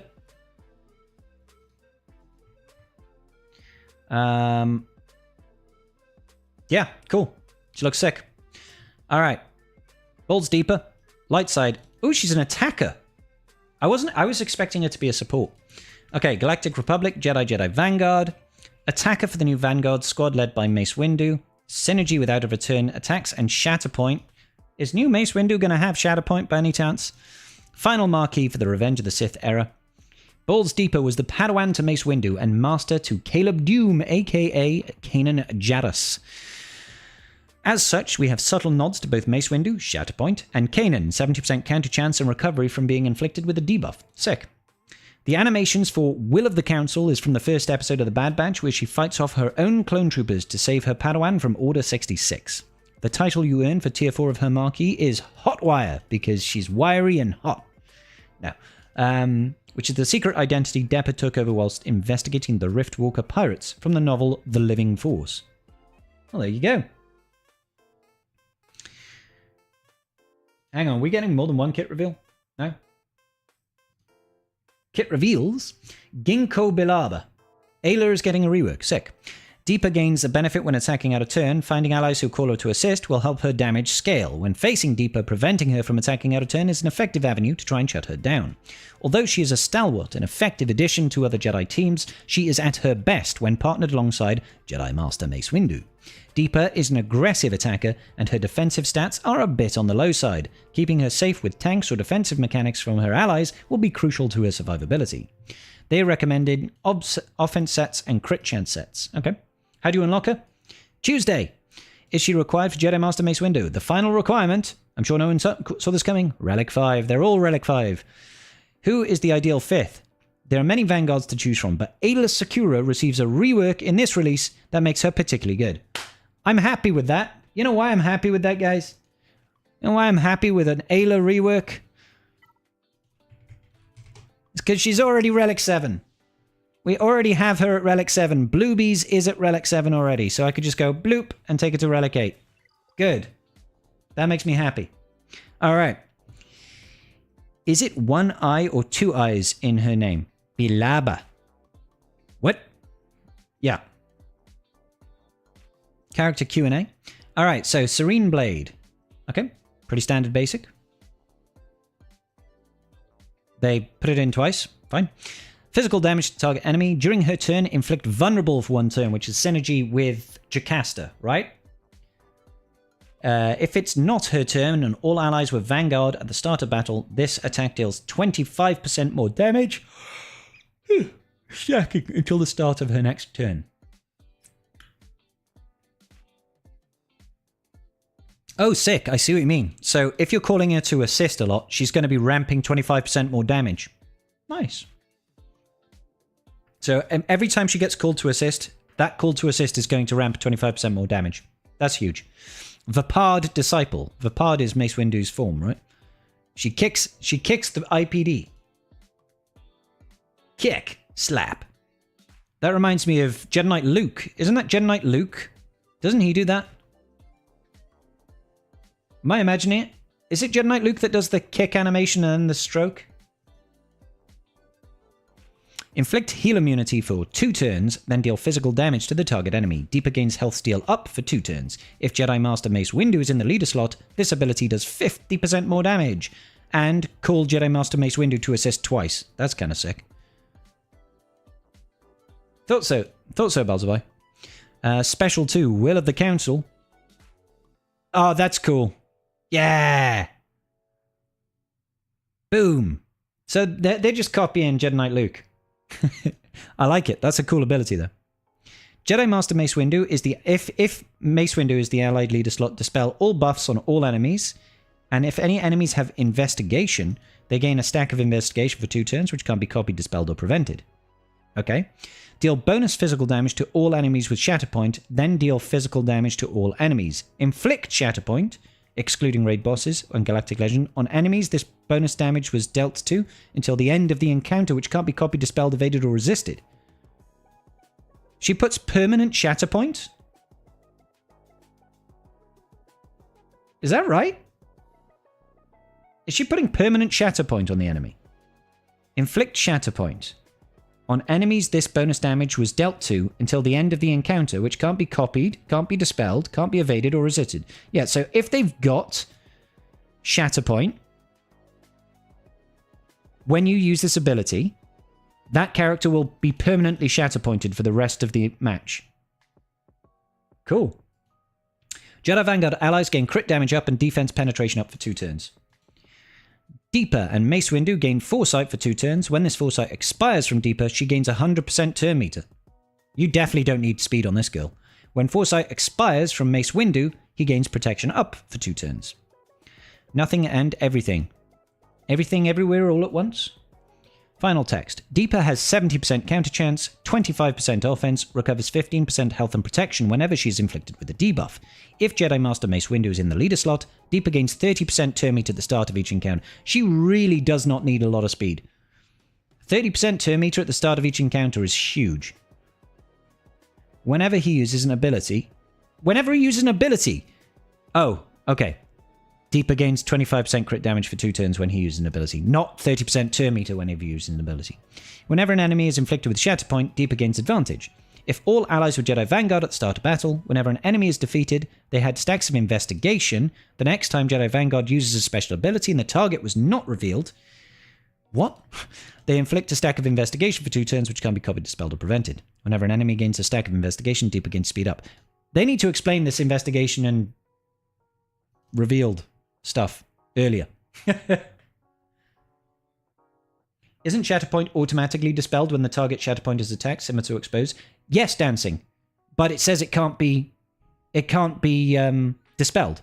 So I'm guessing that this just keeps it permanently there. Right.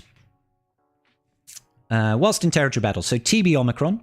Vanguard allies gain 200% max health and offense. That's nice. Start of the encounter, Jedi Vanguard tanks gain 200% bonus protection until the end of the encounter. Whenever a Jedi Vanguard ally uses an ability, they remove 10% turn meter from their target enemy. Whenever a Vanguard ally defeats an enemy, all Vanguard allies recover 50% health and protection, gain damage immunity, and speed up for 3 turns. Nice. Whenever a Jedi Vanguard is damaged by an enemy, all other Jedi Vanguard gain 10% turn meter, and enemies can't be revived. That's okay, but what is this revealed and investigation? Is this stuff that's only on Jedi Master Mace?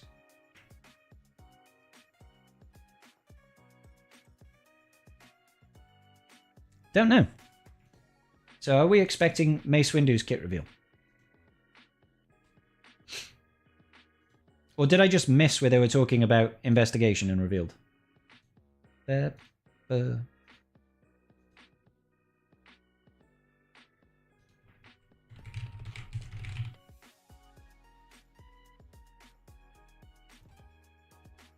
they had stacks of investigation, they inflict... Yeah, it must be in Mace Windu's kit.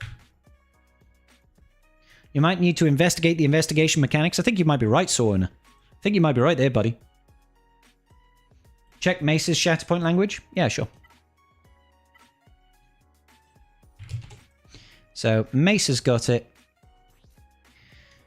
Receiving damage dispels Shatterpoint and reduces defense, max health, and offense for the rest of the encounter. Enemies can't ignore taunt to target this... Can ignore... Enemies can ignore taunt? Enemies can ignore taunt. Allies can ignore taunt. So, it says receiving damage dispels it, but his one isn't undispellable. Yeah, which can't be evaded or resisted. It's dispelled at the end of each ally's turn. This one can't be dispelled. Dispels... Yeah, I mean, it just say... Like, this one doesn't say anything about can't be dispelled. It says it's there till the end of the encounter, is locked in, and can't be dispelled. I think it stays there permanently, which would be kind of cool. It'd be kind of cool. So, here's hoping that we get Mace's kit today as well. Because it makes it confusing when, you know, when we don't have Mace's kit to give us the flavor of what is revealed and what is investigating and all this nonsense. But it doesn't go away if you choose not to hit them. Yes, it does. Oh, sorry. I see what you mean, Rule of Two. Sorry, I'd missed the sentence before. What you wonder if it goes away after you hit them with it and trigger its effects. I don't think it will, because it says it's there till the end of the encounter and cannot be dispelled. Whereas Mace's doesn't say it's there till the end of the encounter, doesn't say it can't be dispelled. So it's definitely locked in. But I don't know. Ayla rework is interesting. Yeah, I'd love to see Ayla's rework. Because they haven't showed it yet. Hey, Ali, how you doing? But I mean, the update should be kicking live, and then we should be able to see Ayla's rework. If they don't put something in. I'm hoping it's like awesome and she gets Zeta. Give us a Zeta on Ayla. You can get rid of her leadership. She doesn't need it. Someone like Byrus could dispel Shatterpoint with OG Mace. Maybe this just prevents that from happening, from going away until they're hit. I mean, maybe. Maybe. I have a feeling, like I said, I have a feeling based on how it's worded, it feels like it just stays there forever.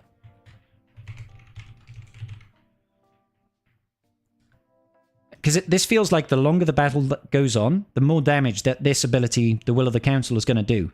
Because as soon as people start to get Shatterpoint, they're going to have it locked in, and it means this is going to do bonus damage, right? Jedi Vanguard allies gain crit damage up and defense penetration up for 2 turns. Gain Foresight. The Foresight's cool. This is a cool ability. I love the animation. It's cool. We need Meathead to clarify. I mean, that's why we have this here. Let's just make sure. Yeah, that's fine. What's my ally code? Question 1. The Shatterpoint mechanic on, what's it called? Will of the Council. Will this be dispelled once it is attacked? Or is it permanently locked in place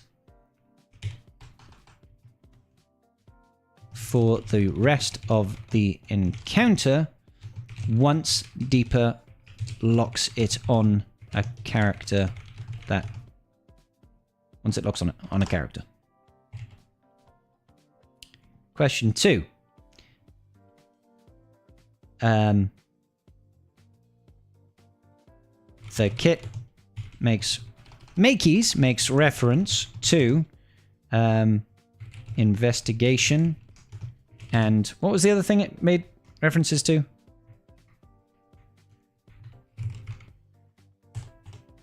Revealed.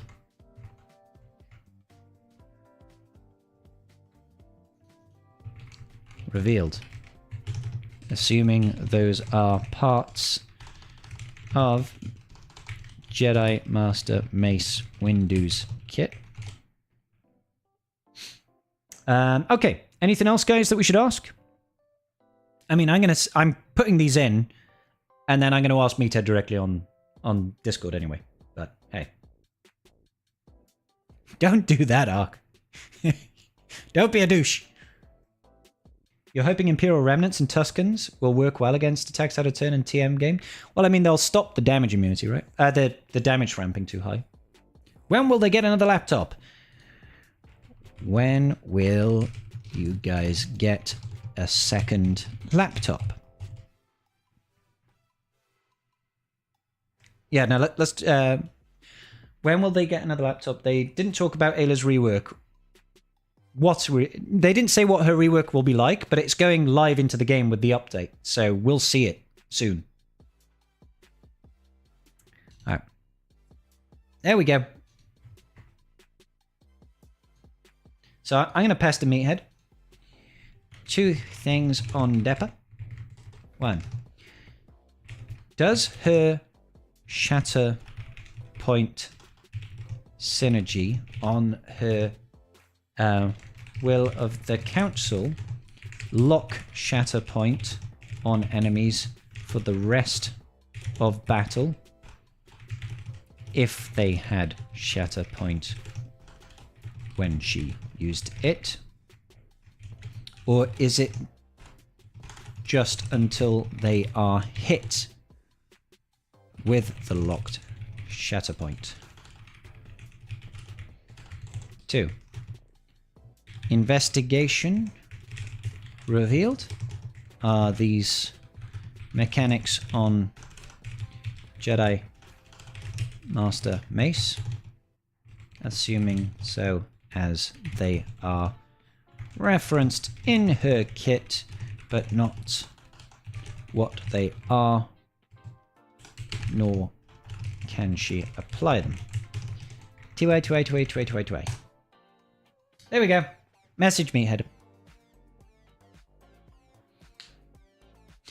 Bell.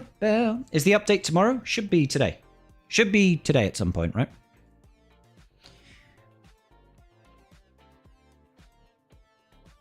Haven't seen an update notice yet, though. No, me neither. They didn't say anything on it. I'm wondering how much healing they'll incorporate into it. I don't know. Probably not. It's probably going to be like... I imagine it's going to be a higher chance for her to call assists, right? What?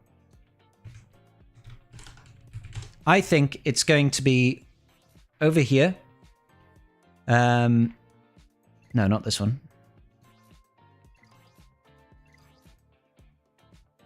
In addition, stuns a target for uncertain when she critically hits. Hasn't she got something...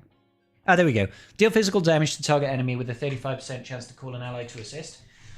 I think this will be something like deal physical damage to the target enemy with a 50% chance to call an ally to assist, doubled if that ally is Jedi Vanguard, right? And if the assisting ally is Jedi, they deal 50% more damage. That's like, it'll be something simple like that on a basic.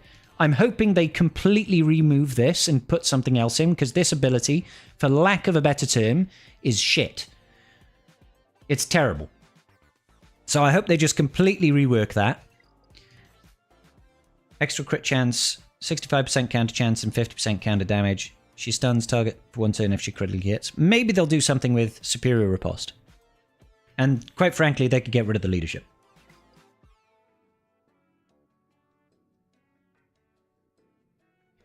My favorite part of Ayla is when they continue shooting her for like 8 seconds after she's dead. Yeah, they're just like, we've got to make sure she's dead. They need to add some new tunes from Andor Season 2. An upgraded K2, maybe. Just make her a tank with a taunt that lasts even after she's 0. Yeah, she just becomes like a sandbagging body that just chills out in front of everybody and just tanks a bunch of damage. It's like, yeah, you can keep shooting her. She's dead. You know? Like, I don't think she's terrible. I think she's okay in places like TB with JML, because she can keep calling assists, and that's okay. The stuns on when she crits is actually really nice. But if the whole thing for Depper is to be called to assist, I think they'll make the basic pretty much guarantee assists if it's Jedi Vanguard. And then I'm hoping they just replace Survivor with something entirely different. You know, maybe it just becomes deal physical damage to the target enemy. All Jedi Vanguard allies recover 10% health and protection of the damage dealt, or something like that. And make it an AoE. Make it an AoE instead of a single target, so it's actually useful.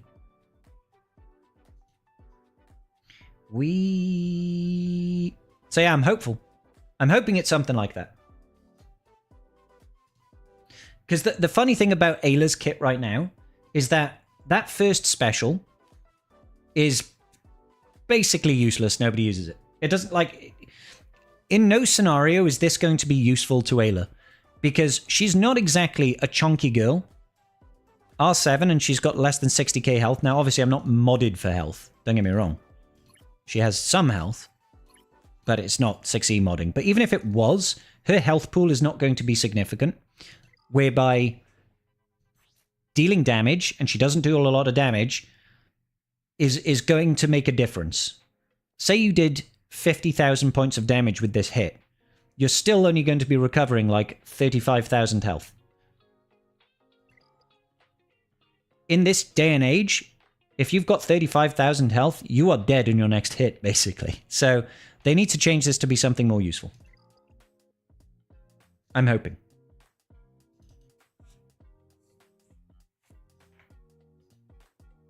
What do you guys think she'll have? No, not yet, Manonel. I don't know if we're going to get any raid news today. I'm glad we got the Death of Balaba kit. It's good to see. It's got some interesting stuff.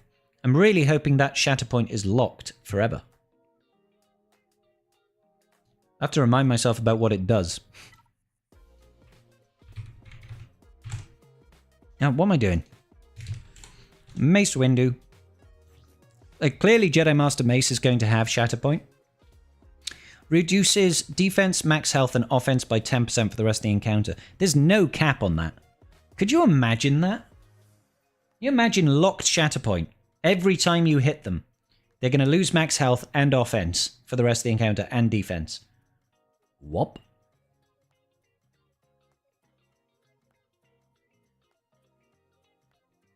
Who do we think is getting the raid on me? Maybe they'll give it to Ayla. It's either going to be Ayla or it's most likely just going to be pirates. Someone in the pirate faction. I can see them adding a Jedi Vanguard assist because you want Deeper and Guard to assist. Yeah, I like I said, I definitely think that her basic is going to be a 100% chance to call assist for Jedi Vanguard allies.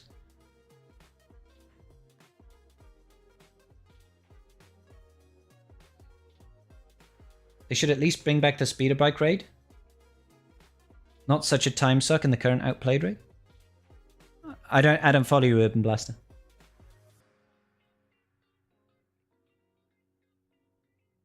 I'm sure it would be Deeper. I was sure it'd be Deeper or Temple Guard, but yeah, maybe Ayla gets the raid on me. Maybe she does. I mean, they mentioned she's getting a kit rework. Maybe they throw the raid army on her, or maybe they even just say she will be getting a raid army when the raid drops. Didn't they do that with was it Boomadeer? Was it Boomadeer that they said he will be getting an army when the raid drops? The problem is that would be kind of cool, actually. If they did it now, you could use the raid army on her currently. I mean, why not?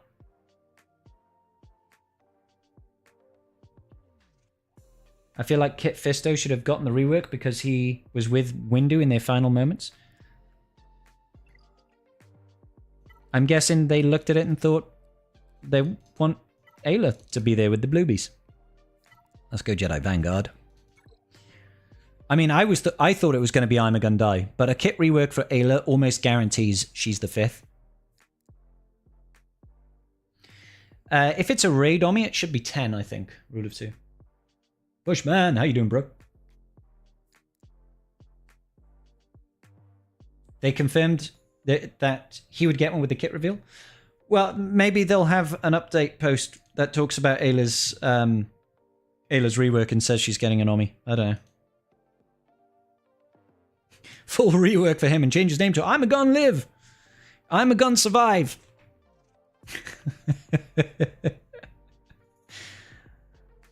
Yeah, we've looked through the kit there, Knight of Knee. You think all PvE armies should be 10? Hey man, that would get my vote. That would get my vote in a heartbeat. I would actually start throwing on some TB armies at that point. I'd be like, yeah, give it to me, baby. Give it to me, baby. I think Disguised Clone Trooper will be in shipments with this update too. Yeah, could be.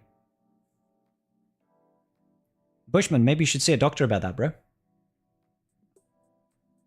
So I just got here. Mega TLDR for what I missed. Hey, Foundling. Basically, Balls Deeper is coming to the game on Tuesday. Her kit looks pretty solid. She's got a TB Omicron, so most people will ignore that. She's got massive synergies with Jedi Master Mace Windu. She likes to be called to assist. Half her kit looks like she needs Mace Windu. And Ayla is getting a rework. We don't know what that rework entails yet. So Ayla Secura is most likely the 5th for the new Mace Windu team. So I'm happy that I already have her at R8, R7. So I could just go bloop and take it to R8, but I'm going to wait. I'm going to wait just now because there's no reason for me to do it just yet. Iceman, what's going on? Sorry if it's something you said for a while, but I just heard Bluebies for the first time. I mean, she's blue. She was sexualized in a lot of images. It wasn't my nickname for her. I believe it was Jig. Gigaquake, or Jigabachi, as he was known to the Star Wars Galaxy of Heroes community, used to call her Bluebies all the time. Your Ayla is already R8 thanks to the raid. Victory is mine! Good stuff, Rogue. I like to auto. We needed an attractive Jedi. They just should have put me in the game. I could be Jedi Master Scribble.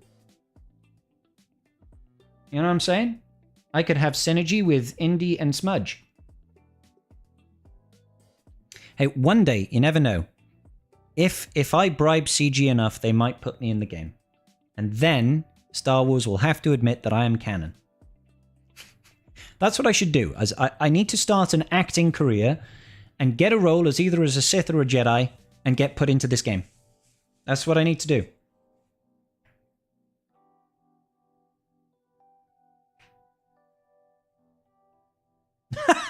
Pushman.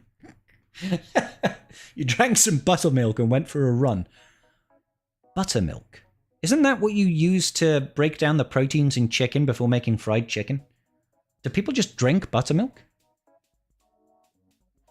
Do you think all offense primaries or a crit damage in there? Generally speaking, if you will, unless it's true damage she deals, or he deals, you're looking for that crit damage triangle. So I would say crit damage triangle, because that is a better damage multiplier than going offense, unless the predominant amount of damage she's doing, or the big hit that she does, is based on true damage, right? She intentionally wore more revealing stuff to protest against Twi'lek sex slaves. So she was protesting ironically. What's the minimum Rex to do the Jedi Temple Guard? Anyone know? I did it at... I did tier 1 at 3-star gear 8 on my Temple Guard. Only 1 Omega, no Zetas.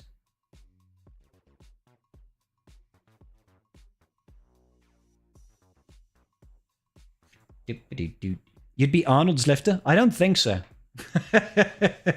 I don't think Arnold would need a lifter. I think Arnold, if he came to the game as a GL, he'd probably be a solo GL, right? He'd be like the bane of GLs.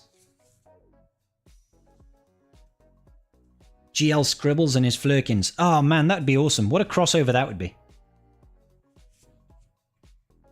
Quick, become a VA to get Maul's minion in the new show. I should totally just hit up Sam Witwer and be like, hey bro, I know you're probably already done filming for Maul, but I could do some VA work. Just hit your brother up. I think I could do VA work. Right? I think I could do that, okay? There was a relevant comment from Entity Lord that the Shatterpoint could work like Fear in regards to cannot be dispelled. Could do, yeah. Could do. So let's have a look. Fear can be dispelled though, right?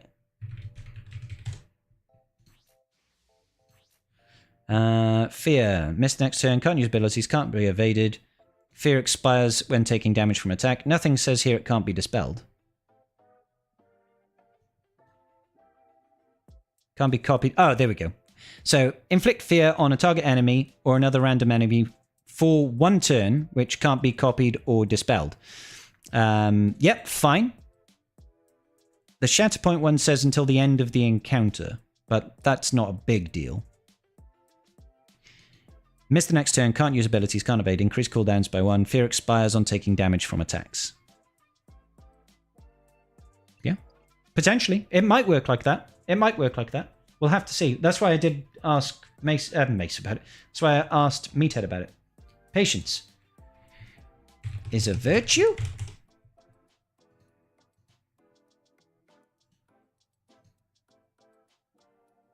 Ah, there's Bluebies.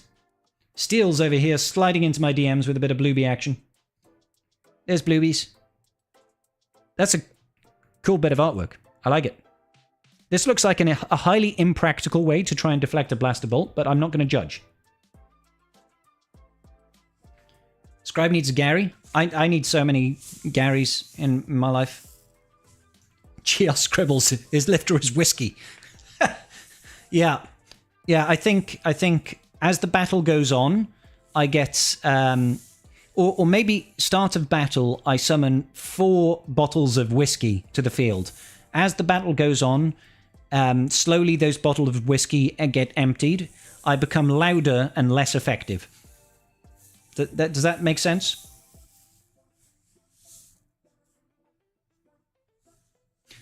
Ah, but it expires, not dispels on damage. Yes. That's her fear. Does Malak's or Malgus's fear have the same thing. I don't know.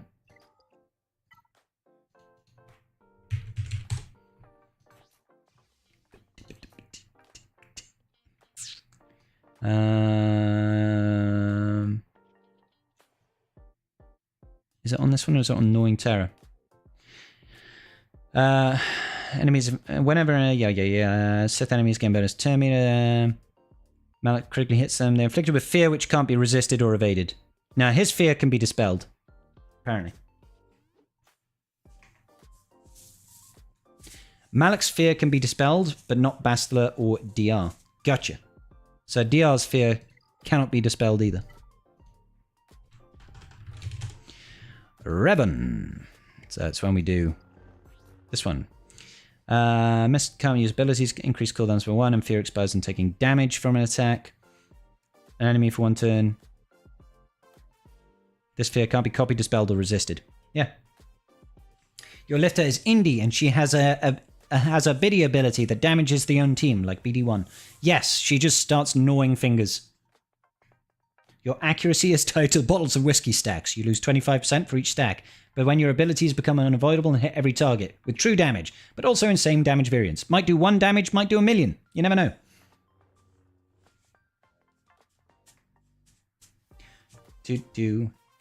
Scribe gets the best lifter. Dave, champion of lifters. He is a good lifter. He is a good lifter. Malak's fear can be dispelled. The other one, right, but Shatterpoint on Mace says it gets dispelled, right? Potentially. I have to keep on jumping between characters here. So it should be under Sense Weakness. Yeah, receiving damage dispels Shatterpoint. And it can't be dispelled. So I think it stays. I still think it stays.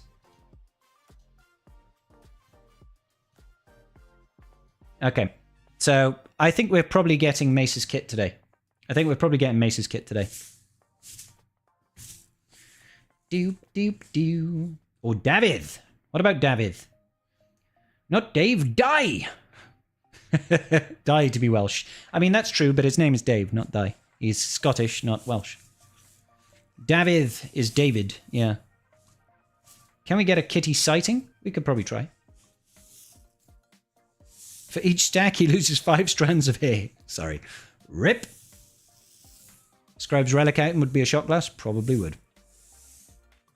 He flees the battle.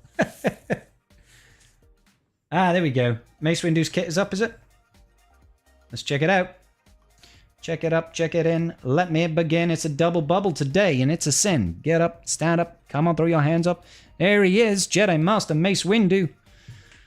Throw him out the window. Here we go. Leader, attacker again. Galactic Republic, Jedi Vanguard. You asked, we delivered a journey guide version of the iconic Mace Windu.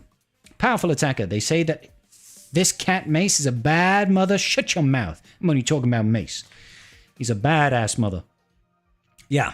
New investigation and revealed mechanics. There we go. Did we mention this version is an attacker? You did. Mace Windu has always had a significant role in the prequels and the Clone Wars series. His actions in Revenge of the Sith made him the prime candidate for the legendary unit of this era. We took inspiration from the original version of Mace in Swago, from his scenes in Revenge of the Sith, and from the novel Mace Windu, The Glass Abyss. Shatterpoint debuff being applied via the basic abilities, paying homage to the original version of Mace Windu. He applies it on a basic. Wow.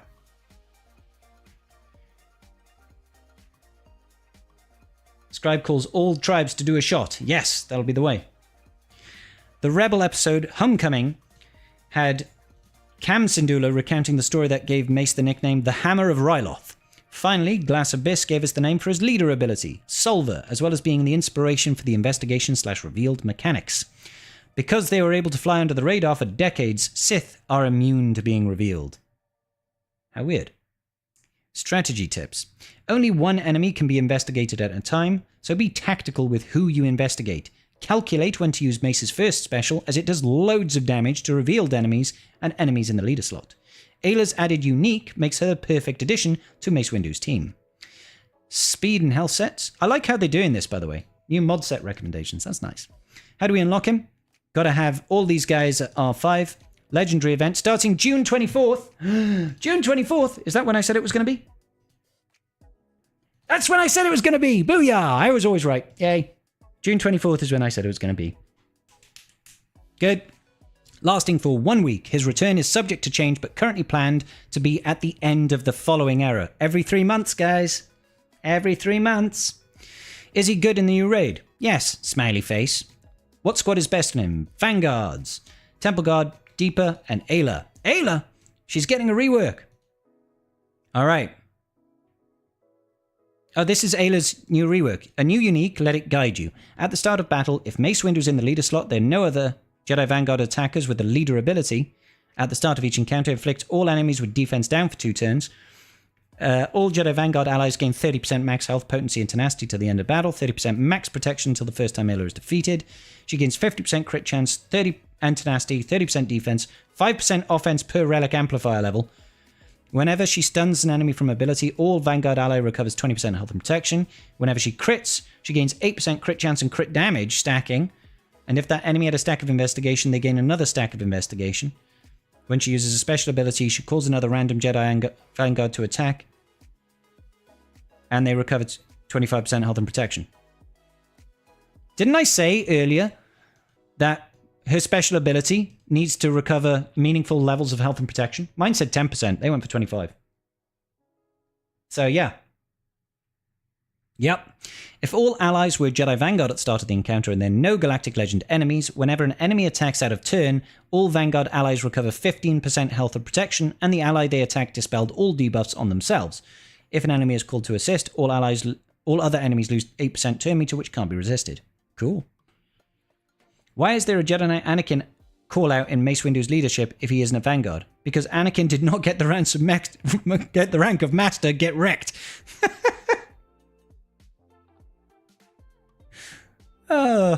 If there is an ally Jedi Knight Anakin in the team, he does not gain the mastery increase. Is a fun knot. Did they really meme us?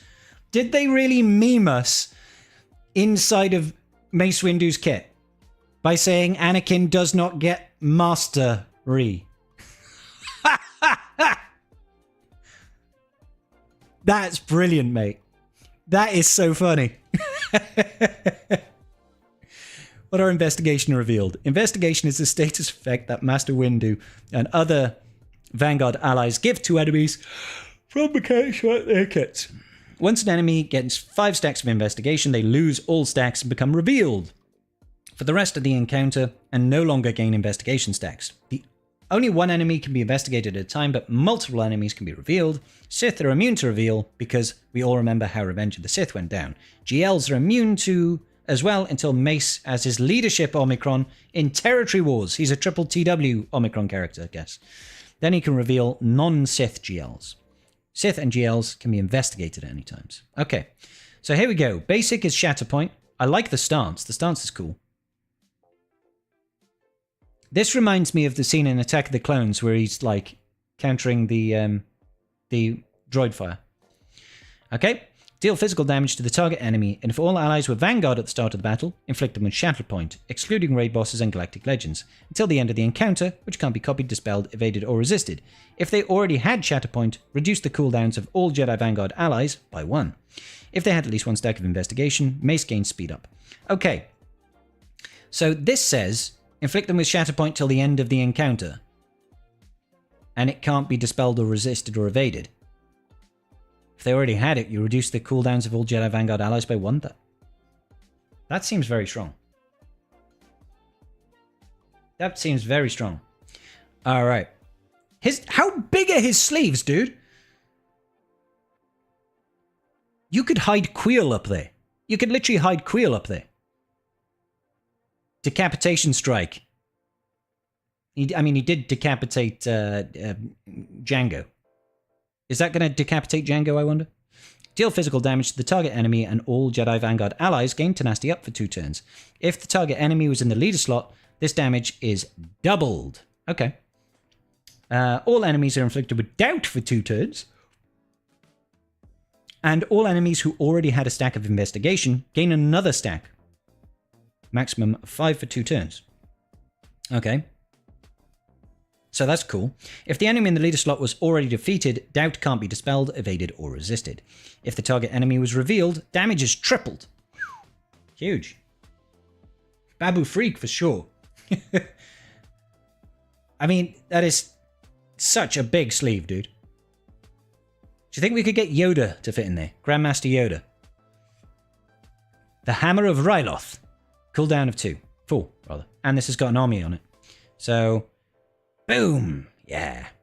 Dispel all debuffs on all Jedi Vanguard allies and deal physical damage to all enemies. All Vanguard allies gain offense up for 2 turns. If the target enemy had at least 1 stack of investigation, call Balls Deeper to assist. If the target enemy was revealed, call all Jedi allies to assist. Wow, okay. And if Deeper is an ally, she assists again. Oh, wow, okay. In TW, reduce the defense of all enemies by 20% stacking, kind of similar to Repulse from Luke, right? Until the end of the encounter, and inflict reveal enemies with healing immunity and protection disruption for 2 turns, can't be dispelled, evaded, or resisted. All enemies who already had a stack of investigation gain 2 stacks. That's good. Arrest warrant. Zeta and Omicron, and is unique. At the start of battle, Jedi Vanguard allies gain Foresight for 1 turn, and Mace ignores taunt effects for 1 turn. And if Deeper is an ally, Mace gains 30% health and 15 speed. Okay. Well, she's going to be an ally. Ow. If all allies were Jedi Vanguard at the start of battle, whenever an enemy in the leader slot is defeated, inflict all enemies with low morale, that's new, for the rest of the encounter. So we're getting investigated, revealed, and low morale all in one kit, which can't be dispelled, evaded, or resisted. And whenever an enemy dispels a debuff, Mace dispels all debuffs on himself and inflicts all enemies with buff immunity for a turn. That's kind of neat. I like that. That's kind of cool. Whenever an enemy becomes revealed, all Vanguard tanks taunt for 1 turn, which can't be dispelled. Nice. And Mace gains a bonus turn. During this bonus turn, he ignores taunt effects. This is a long unique as well. Mace deals bonus true damage against revealed enemies. This damage can't defeat enemies. I want to know how much true damage this is.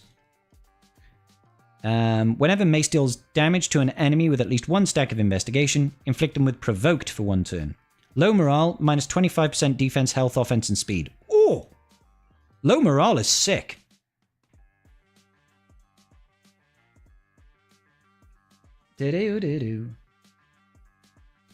Windu slips on his sleeves many times. Maybe he does.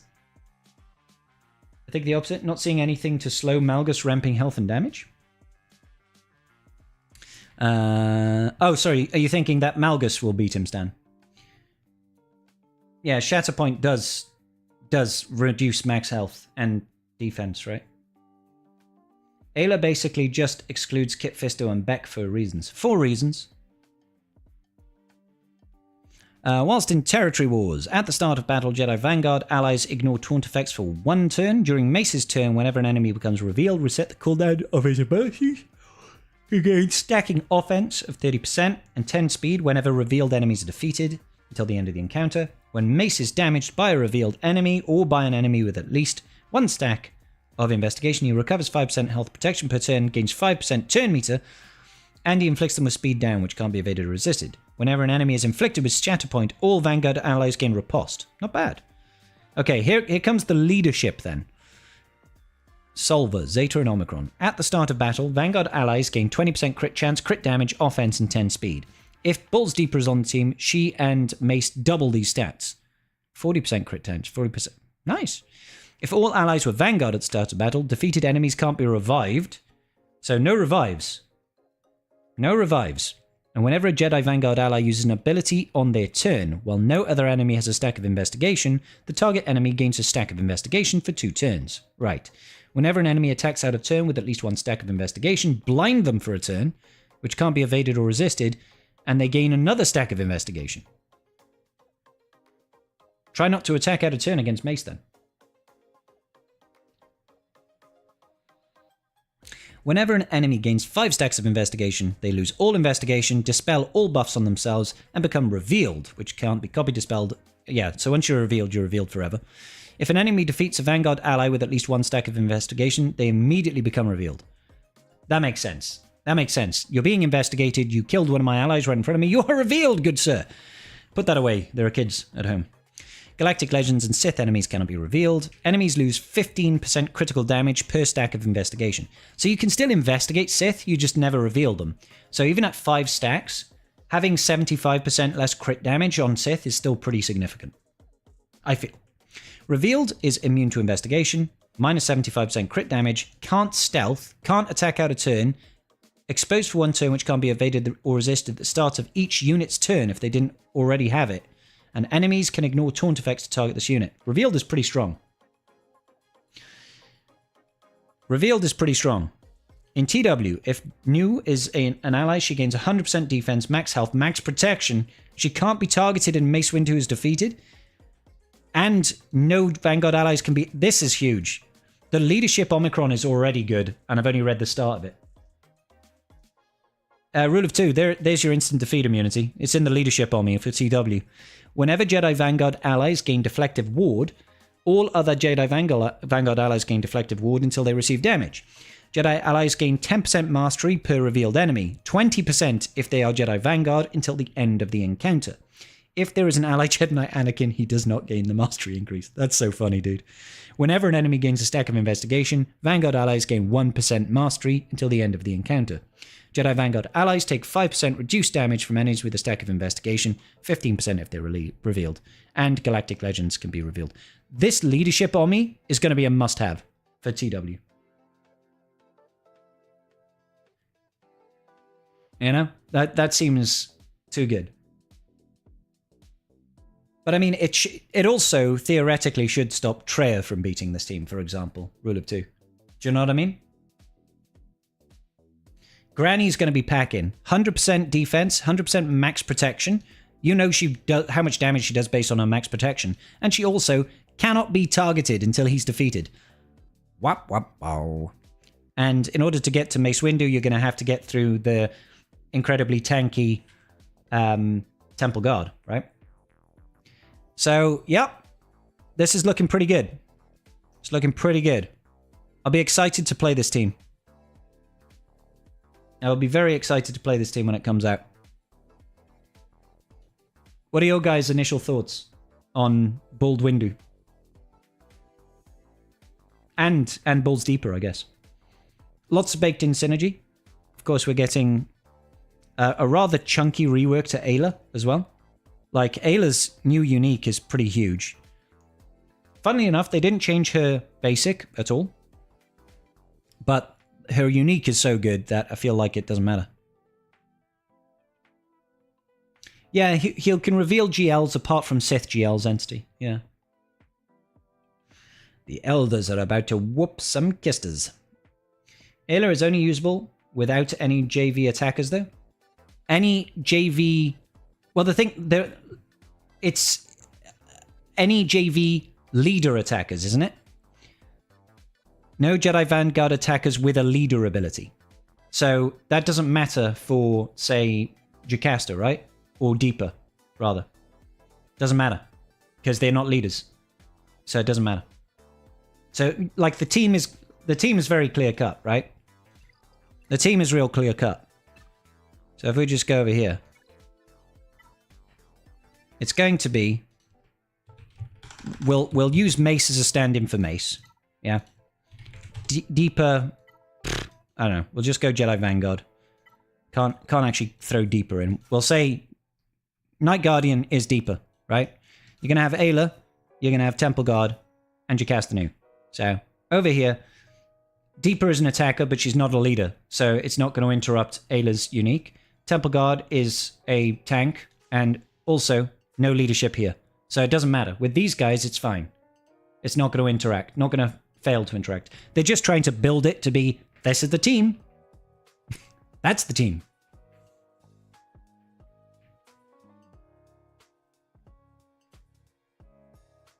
Did CG say that Ayla is allowed in the raid? She's a Jedi Vanguard character. Now, they haven't said all Jedi Vanguard characters are allowed in the raid. They said the characters from the era of the Nightfall era are going to be used. I think it is a safe assumption that Ayla will be used in the raid, but they have not confirmed that. They have not confirmed that Ayla will be used in the raid. I think it's about 99% likely that she is. I'd say it's about 99%, but they did not confirm. Exactly, Owie. Exactly.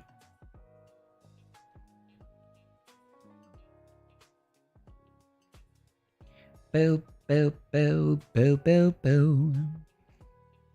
So yeah. It's good. I'm excited.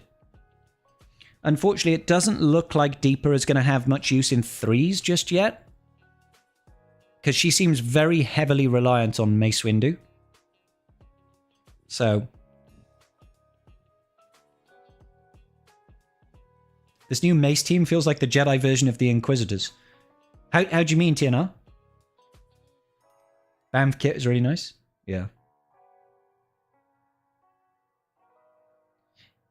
Wait, new Mace has a leadership and is an attacker. Yeah, but Tobe, it doesn't matter because, like, that says right here. If Jedi Master Mace Windu is in the leader slot and there are no other Jedi Vanguard attackers with the leader ability. So it's okay if you've got Jedi Master Mace Windu in the leader slot. You just can't have another Jedi Vanguard attacker that has a leader ability. It's Kelleran Beck. Basically, it's Kelleran Beck. Because if we were to just, yeah, Jedi Vanguard, I mean, she's a support, tank, healer, support, healer. Who gives a fuck? It's just to lock out Kelleran Beck, basically. And the reason they're locking out Kelleran Beck is they want Kelleran Beck to lead his own Jedi Vanguard. Well, his own Jedi team. Galactic Republic Jedi team. That's why they're trying to exclude Kelleran Beck. It's all good, Tobe. All good, bro. What's the 3v3 team? Mace, New, and Guard? I think it's going to be Mace, Deepa. Ooh. Mace, Deepa, Guard? Mace, Deepa, Jocasta Nu. Mace, Deepa, Jocasta Nu, I imagine. It's tough, dude. It's tough. Backing Fisto. Listen, dude, if you're using Kip Fisto in GAC, you got bigger issues, I think. Like, this dude doesn't do anything. Boo, boo, boo, boo, boo. Seems like it's missing a lot in 3v3. Yeah, it definitely feels like it's going to struggle a little bit in threes. Potentially. What's the odds that it isn't broken on release? Rule of 2, you know this game by now. Come on now. The 5 stacks of investigation isn't doing much, just like 5 stacks of purge. When you get to 6 stacks of purge, the new revealed thing, that's when the party begins. Yeah, on its own, investigation doesn't do a whole lot. On its own, it doesn't do. But I mean, it's still nice to lower their crit damage. I think Mace with Beck's first special would be insane with that many out-of-turn attacks. Yeah, you're probably right. Oh. It's going to be the latest Marquee, the Conquest, and the Legendary in 3v3. What kind of dumb question is that? Kind of the polar opposite of Darkside clones. You were really rooting for a Kit Fist? I was hoping it was Imagun died to Boba.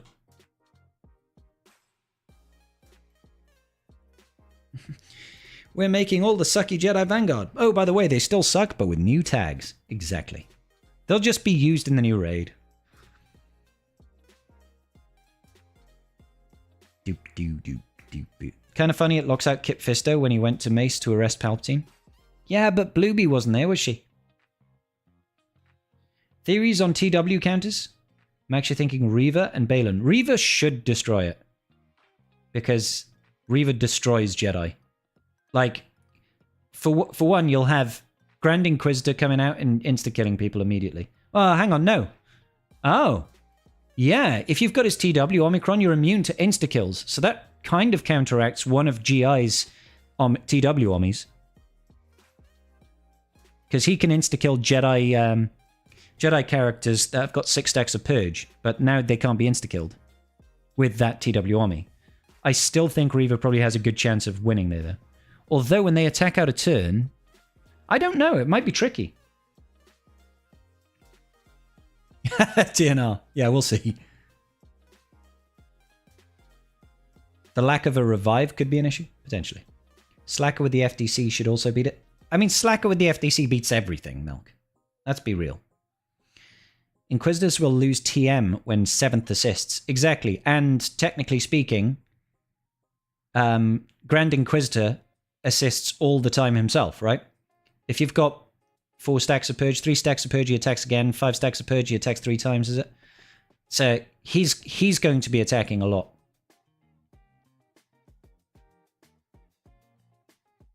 Any Sith team, Malgus? You think Sith is gonna do it? Think Malgus is gonna do it? I mean, he might. I mean, I think there's gonna be plenty in this Mace team to deal with it. They're gonna be constantly reducing defense, max health, offense, regardless, with Shatterpoint. You've got a lot of survivability.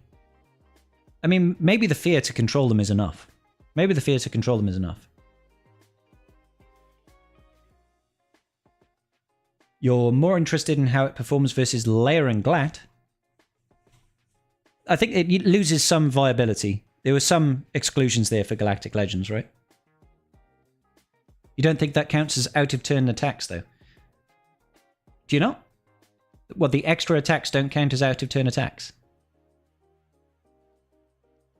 The easy way to test that would be with Ezra, right?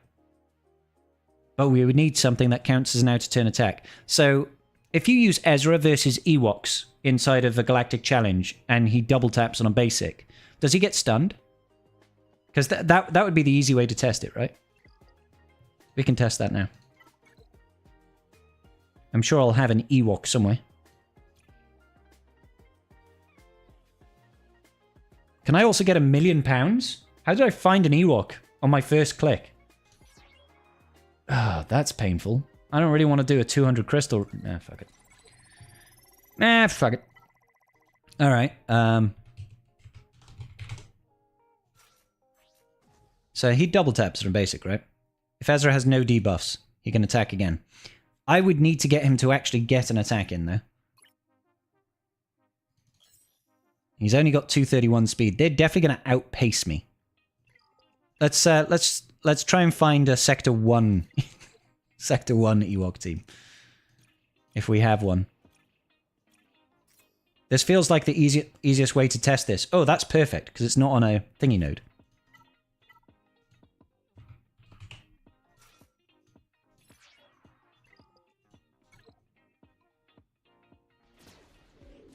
Alright.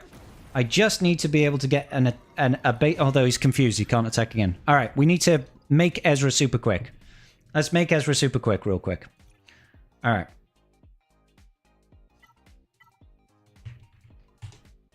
Ezra. Time to go full speed.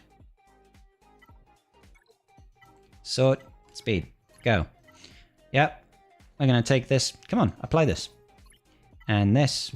Actually, let's go any set. Take that. Take that. And then let's just go speed sets from here. And here. And here. Alright, what speed are you now, Ezra? 348. I'm hoping that should be enough to outpace these Ewoks.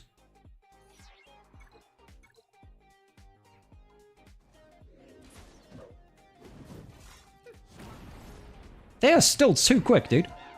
They are still too quick. We'll throw in Malak. I'm just wasting energy here. Just wasting energy. He's 340 speed, and they're still beating him. Malak. Malak. Let's go. Give him 4 pre-taunts. Malak will be enough, because they'll be all feared and stuff. So. Oh, did you have to daze him, for God's sake?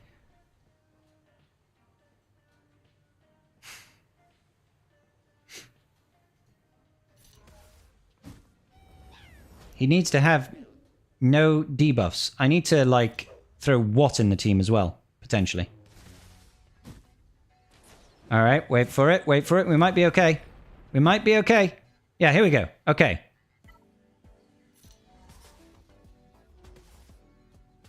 Ah, no, he didn't get stunned, so attacking again does not count as out-of-turn attacks. Well, I'm glad we sorted that out. Glad we sorted that out. Add crew in L3. That would be fine. We would have been fine. Let's waste the rest of this energy over here then, shall we? Oop. Whoop. Oop. Wrong one. 69. Nice. 200, yeah, 200 crystals well spent.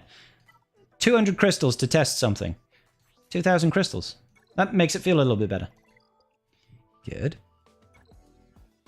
Claim this. For science! Sometimes you just gotta science it, guys. Sometimes you just gotta science it.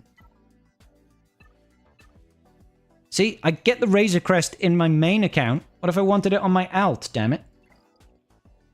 It's almost like they don't care. Ba, ba, ba. Saying I've had a lot of fun so far with the new Bad Batch. Good stuff, Evo. I haven't really used them. This team needs to beat GLs in Territory War with the Windu Omicrons, otherwise they will be irrelevant. I think they will, TNR. I think they will, for sure. Because, like, the leadership Omicron is talking about working versus GLs, right? To get the revealed. So I don't think it will necessarily work against Lord Vader. I don't think it will necessarily work against C if you're crazy enough to put C on defense there. But I do think it will work against stuff like JMK, potentially. I do think it could potentially work against Jabba. Maybe even things like Leia. So we'll have to see. We'll have to see. I think he will counter some GLs, but won't know until it's there. It's kind of pointless to throw a bunch of TW Omnis on if it can't take out certain GLs, right? Unless it you know is heavily draws in GLs when you put it on defense. You beat Queen Amidala and a Reva in GAC this last week, the new Bad Batch. That's good business. Good thing it probably needs to go up against Lord Vader in the raid. I know, right, Old Jet? It should definitely not work against C, given how Windu perished. If it requires a GL to beat, that's good enough, probably. Yeah. Cool. All right, ladies and gentlemen, I am going to call it there. It is getting late for your boy Scribs. Had a lot of fun waiting for those kit reveals. Hopefully we still get some more business soon around the raid and what's coming. And I will see you all very soon. Big love, guys. Good night.